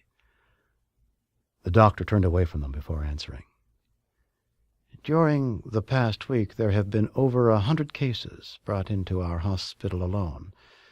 Every other medical facility in San Francisco has admitted similar numbers with these identical symptoms." "What are the symptoms?" "The victim is stricken with a sudden and extremely high fever. Dizziness and disorientation follow, along with, in most cases, severe vomiting. Within a few hours, the majority fall into a semi-comatose state and remain that way. The respiratory system is also affected, and normal, unaided breathing becomes impossible." Beth leaned forward in her chair. "Doctor, have there been cases elsewhere, in other states or other parts of the world?" "Except for a few spillover cases across the bay in Marin and down on the peninsula, no."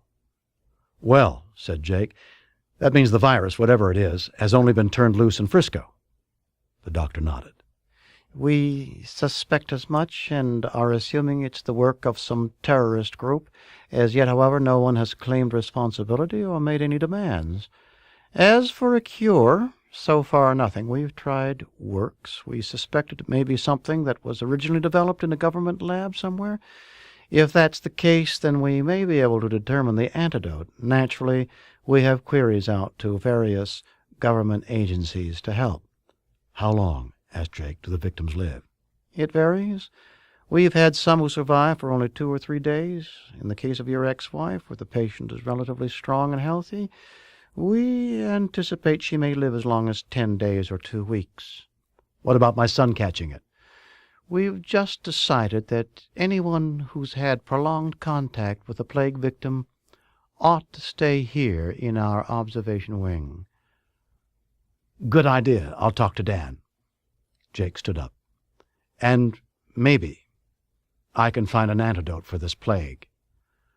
"What we need, Mr. Cardigan, is qualified medical experts, not impetuous private detectives." Beth raised her eyebrows. "I'd bet on Jake if I were you, Doctor." Jake contacted Bascom and told him he was near certain that the artificial plague that had hit San Francisco was linked somehow with the Winterguild case. "I'm going to stay here for a day or so. I want to look up some of my contacts and informants in Frisco." "Okay, Jake," Bascom agreed, "but SF sounds like it's going to be a damn dangerous city from now on." "Maybe, boss, but then Greater Los Angeles hasn't been all that safe for me lately either." Through one of Beth's associates, Jake learned about Jordan Belarski. 10 years ago, Belarski worked closely with Dr. Gordon Chesterton, then taught at UC. About 2 years ago, he had a breakdown and was now living a nomadic street life in San Francisco. Jake learned that Belarski was usually to be found in a section of the city known as the Ruins.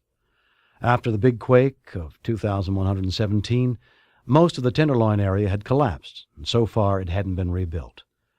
The Ruins had become a haven for the homeless, drifters, and small-time crooks.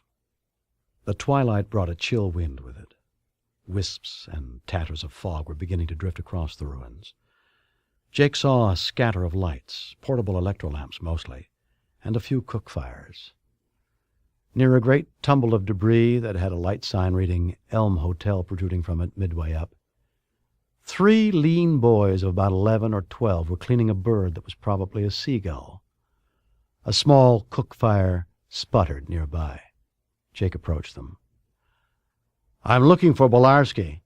"Ah, God, sod yourself," suggested the smallest and dirtiest of the trio. $5, said Jake. "Sod yourself twice," said the other. The third boy straightened up, wiping his bloody knife on the leg of his tattered gray trousers. "Make it 10. If you take me to him." "You mean the professor, don't you?" inquired the smallest and the dirtiest. He was still holding the gutted bird by its neck. "That's the one." "Always spouting a lot of crap about the dignity of man and the meaning of life." Jake nodded. "Where is he?" "Not far off." Dropping the bloody bird to the ground, he held out a dirty hand. "Pay me." "For $10, I need a little more in the way of directions." "You go straight along this passway for about a half a mile, see?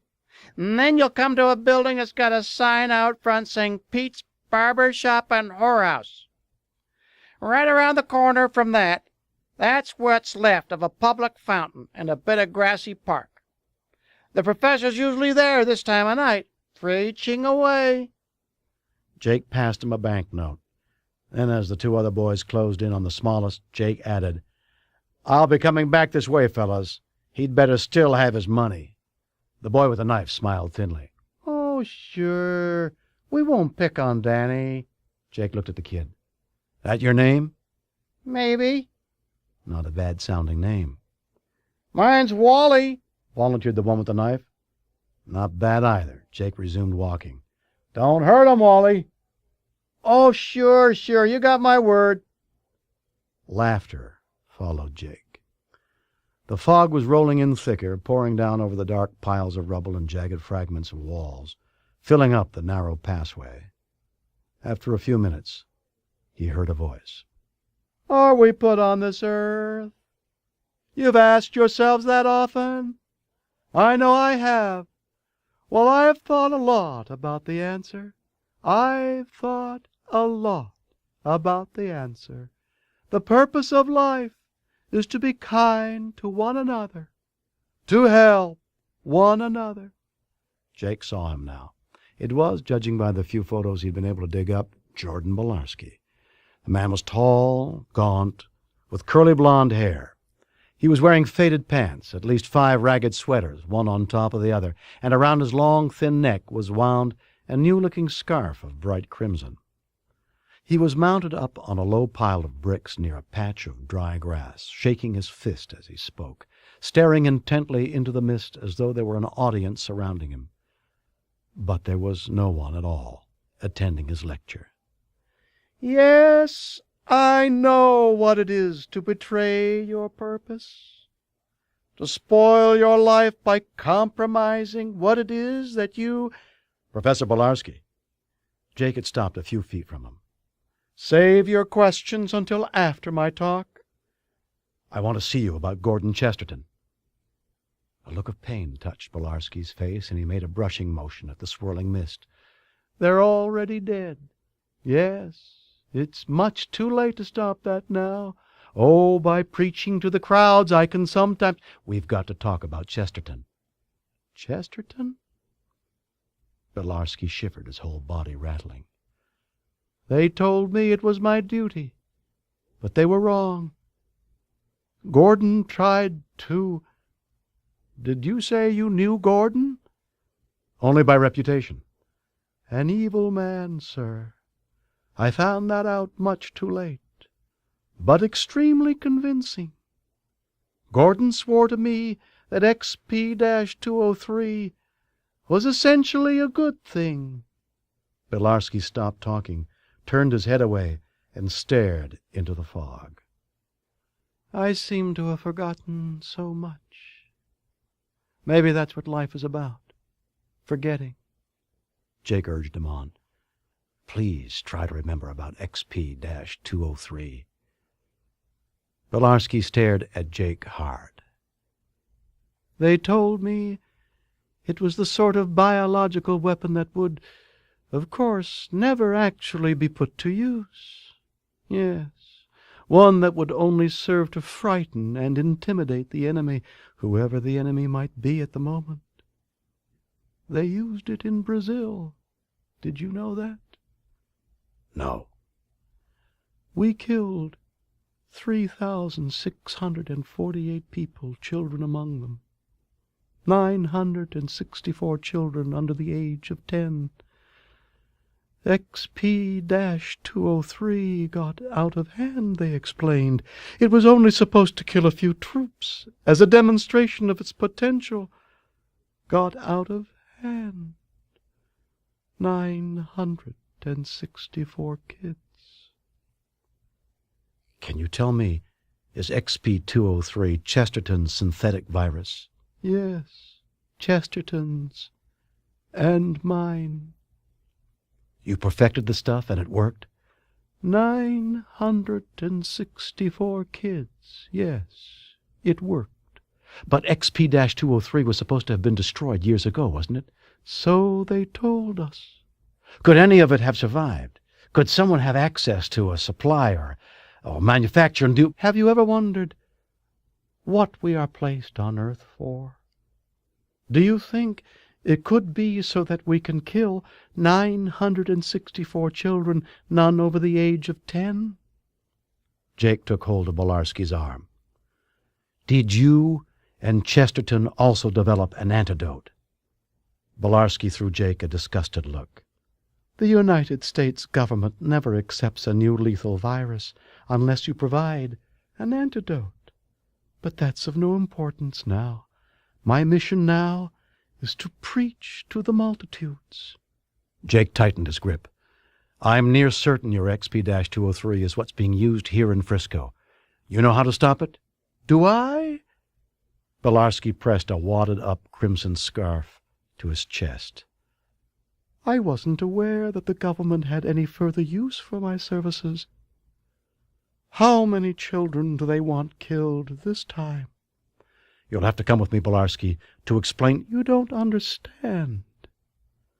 My mission now is to preach. As soon as the words were out of his mouth, Bolarski dropped dead, felled by the beam of a laser gun that came darting out of the thick fog. It touched his chest just above where he had held the scarf, and swiftly sliced through his torso. Jake dove, hit the ground, and rolled. The beam came looking for him. Quickly, Jake scrambled to his feet and ran into the fog. The beam of the laser gun hissed again and slashed across a pile of rubble 3 feet to Jake's left. He tripped on something, fell, his head cracking into a fragment of wall. He scrambled around the wall, getting it between himself and whoever it was out there in the misty night. Jake waited where he was, watching and listening. A minute went by. He stayed there for another full minute. Then he started moving, circling around a great mound of rubble. He listened as he went, straining to hear the faintest sound of pursuit. The entire front wall of Sherry's Cafe loomed up out of the fog, its front door hanging lopsided. When Jake was level with the door, it snapped all the way open, knocking the gun out of his hand and spinning it away into the fog. A wide black man lurched out. "Kill the bastard, Jake Cardigan!" He held a needle gun clutched in his left fist. "No good bastard has to die." Jake backed away slowly, hoping he'd trip over his lost gun in time to use it on the zombie. Out of nowhere, a knife sailed by Jake's head and hit the big man in the chest. The zombie gasped and fell flat on the ground and died. "That's worth 20, said a young voice. "At least." Jake turned. Wally, one of the boys he'd met by the cook fire, was walking out of the night mist. "I've been following you," he said as he stooped to retrieve his knife from the dead man's chest. "Well, thanks, Wally." "Pretty good toss of the knife, wasn't it?" "Expert." Jake saw his stun gun lying nearby and picked it up. "You want an escort out of the ruins?" Wally wiped the knife blade on the side of his trousers. Jake looked back the way he'd come. Quiet a minute. "There was only one of them." "Sure?" "Yeah, that's it." Jake kept his stun gun in his hand. "Here," he said, fishing out $50 in banknotes with his other hand. "For another 25, I'll see you all the way home." Jake managed to wink at the youth. "That I can handle alone, thanks." Wally eyed him squarely. "I wonder about that." The door to the hotel suite opened. Jake jumped up, spun, and reached into his jacket for a stun gun. Nice reflexes. Beth shut the door behind her. Any special reason for your having the jitters? No, I just phoned the hospital. Any news? Kate's no better. Dan still isn't showing any signs of the plague. Did you talk to him? Jake shook his head. I skipped that this time. I don't want Dan to think I'm forcing myself on. He doesn't think that, Jake, and he's coming around. Eventually, he's even going to forgive you. Forgive me? For what? Being dumb enough to let Bennett Sands and Sonny O'Carry frame me in a tech scam? Beth glanced up at a floating ball clock. I can allow you about 2 more minutes for self-pity, Jake. Then I really would like to tell you what I found out from a friend at UC. Okay, I'll cut my sulking short. What? She sat on the sofa, crossed her legs. His name is Ralph Jimgren, by the way. Ralph knew both Chesterton and Belarski. He's been studying the San Francisco plague. He has friends at the National Disease Control Agency, so he was able to get reports from all the hospitals that are treating victims. Based on what Belarski told him back when he was beginning to crack up, Ralph is fairly certain that the Chesterton synthetic virus is what's being used. XP-203. Jake started to pace. What about the supplies of the virus? All supposedly destroyed years ago. Then how can somebody be using it in Frisco? They're obviously able to manufacture it again. Does Jimgren have any notion how they could do that? Was Chesterton's research preserved, stored somewhere? All destroyed, too, as far as Ralph's been able to learn. Could Belarski have passed along the knowledge needed to whip up new supplies of the virus? It's possible, but Ralph doesn't believe, considering what Belarski's moral stand had become, that he'd do anything like that. Jake paused a moment to gather his thoughts. He could have been forced. What about the antidote? Did Ralph mention anything about that? I'm afraid Ralph told me that was destroyed, too, along with all of Chesterton's notes on it. Sounds like what we've hit is one big dead end. No, Beth, we haven't, because Chesterton knows how to produce the antidote. But he's up in the freezer. Oh, yes, I see.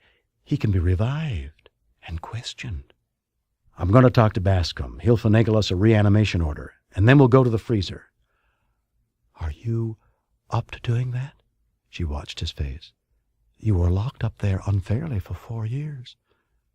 I can do it. I have to. The next morning, Beth and Jake, with Agent McQuarrie tagging along to keep watch on the young woman, boarded a shuttle at the Oakland spaceport.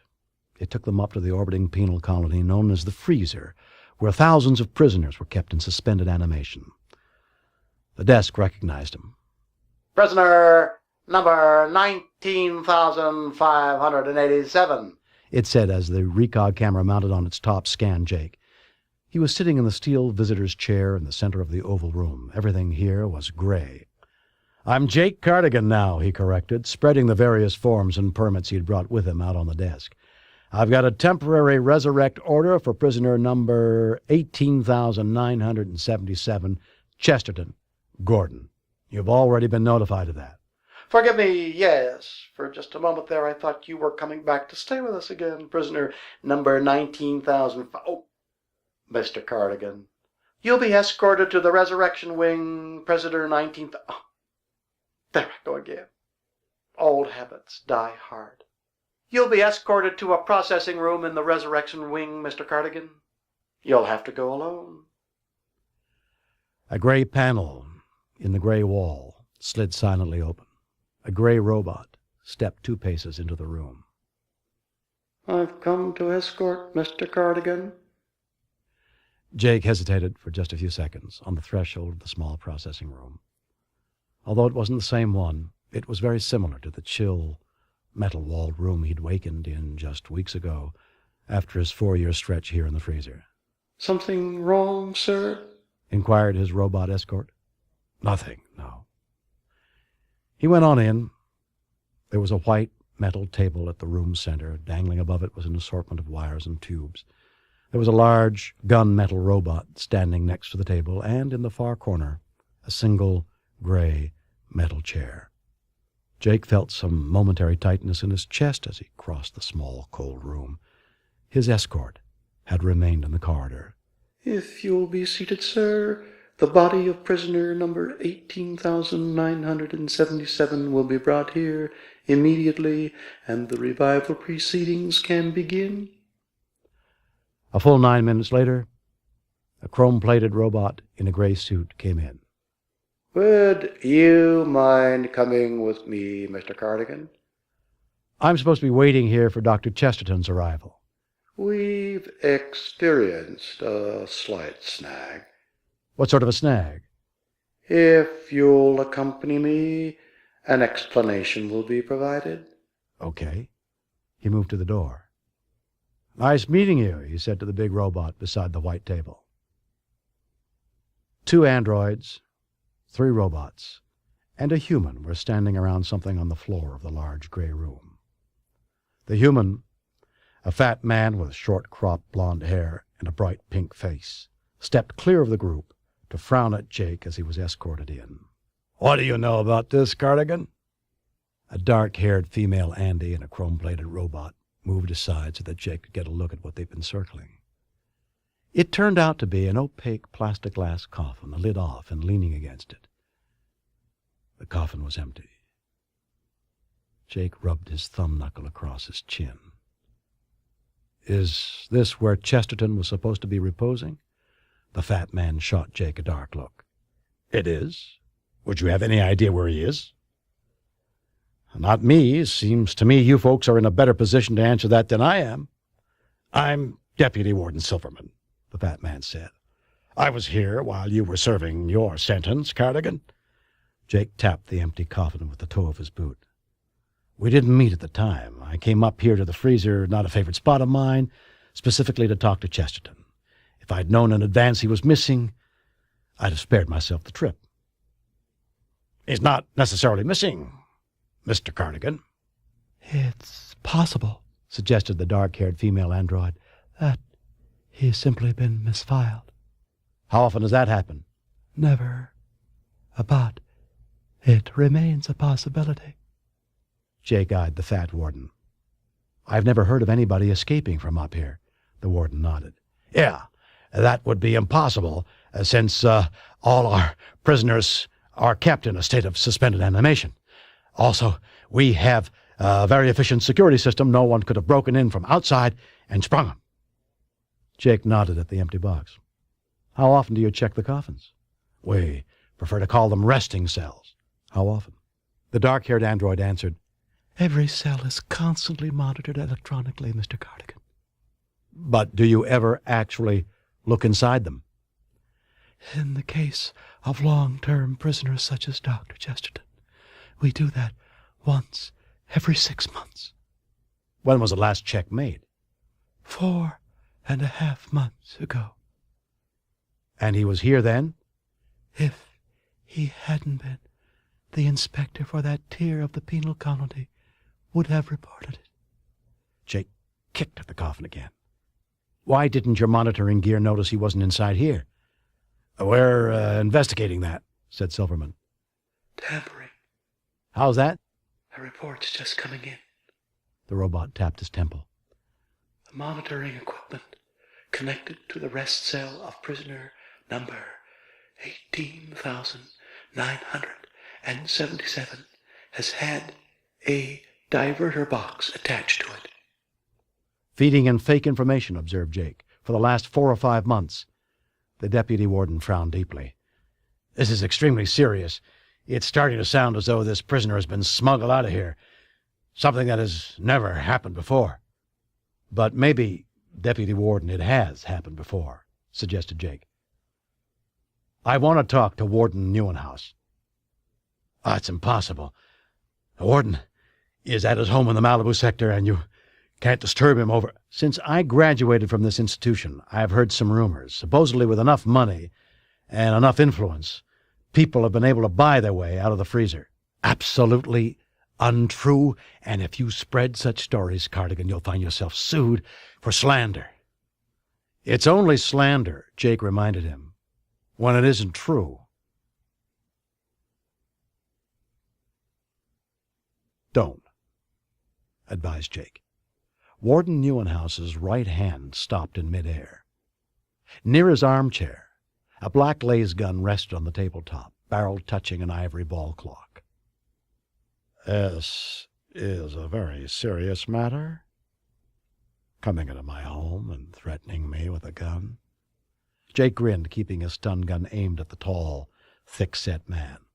Let's chat about Gordon Chesterton, shall we, Gordon? Where is he? The warden glanced around his large study. I don't know how you sneaked by my security robots, but they'll be coming in here soon, Cardigan. Damn soon to haul you off. And then I'm afraid it'll be another stretch in the freezer for you. Your security bots, all three of them, are incapacitated. Jake sat on the arm of a low white sofa. Nobody was supposed to find out that Chesterton wasn't still up there, were they, Warden? A 50-year sentence with no possibility of parole. Who'd miss him? The efficient thing for the TekLords to do now is to knock you off, so you can't tell anybody where Chesterton went. Cardigan, I don't intend to discuss. One way or the other, you're going to tell me where he is, Warden. The warden sagged, running his tongue over his upper lip. They pressured me into doing it. You understand, made threats against me, my family. They also paid you $2 million. How did you? You weren't as careful in banking the dough as you should have been. Who paid you? Warden Neuenhouse leaned forward, his hands pressing his knees. Can you help me get clear of here? To some place safe? I've been fearful all day ever since I've learned that Chesterton's disappearance had been discovered. Jake nodded. The Cosmos Detective Agency is good at hiding people. I've never done anything like this before. It's the first time I've ever betrayed a trust or compromised my... Save that, Warden. I've been over your secret bank accounts for the past 5 years. All right. All right. Who's behind this, Warden? I never dealt with them directly. I was contacted rather by their representative, a man who arranges things for them. The same arranger you dealt with previously? They've used him once or twice in the past. They being the TekLords. Warden Neuenhouse nodded slowly. That's been my assumption. Who's your contact? His name is Frank Holtz. Holtz? Jake eyed the nervous man. Frank Holtz is a second-rate porno movie producer out in the Palm Springs sector. Apparently there are some things you don't know after all, Cardigan. Holtz works for the TekLords. Where did he arrange to have Chesterton sent? I don't know. Make a guess. I really have no... Guess anyway. Possibly Japan. Why Japan? I've heard that certain people associated with the Hokari cartel had an interest in Dr. Chesterton. Any names? No. Have you figured out what they're using Chesterton for? What happens after a prisoner leaves the freezer, Cardigan, is no concern of the plague, Warden. The one that's killing people in San Francisco is Chesterton's invention. I don't believe that at all. I certainly wouldn't have been a party to this had I known that. Come on. For $2 million, you'd have been a party to anything. How long ago was Chesterton smuggled out of the freezer? It's been approximately 3 months. Then Sonny Hokari was still alive when the deal was set up. Yes, and you were still one of my guests in the freezer. I wish you still were. Yes, I imagine you do. Now, suppose you tell me... And just then, the entire view window of the study shattered, and hundreds of glittering fragments of jagged glass came flying into the room.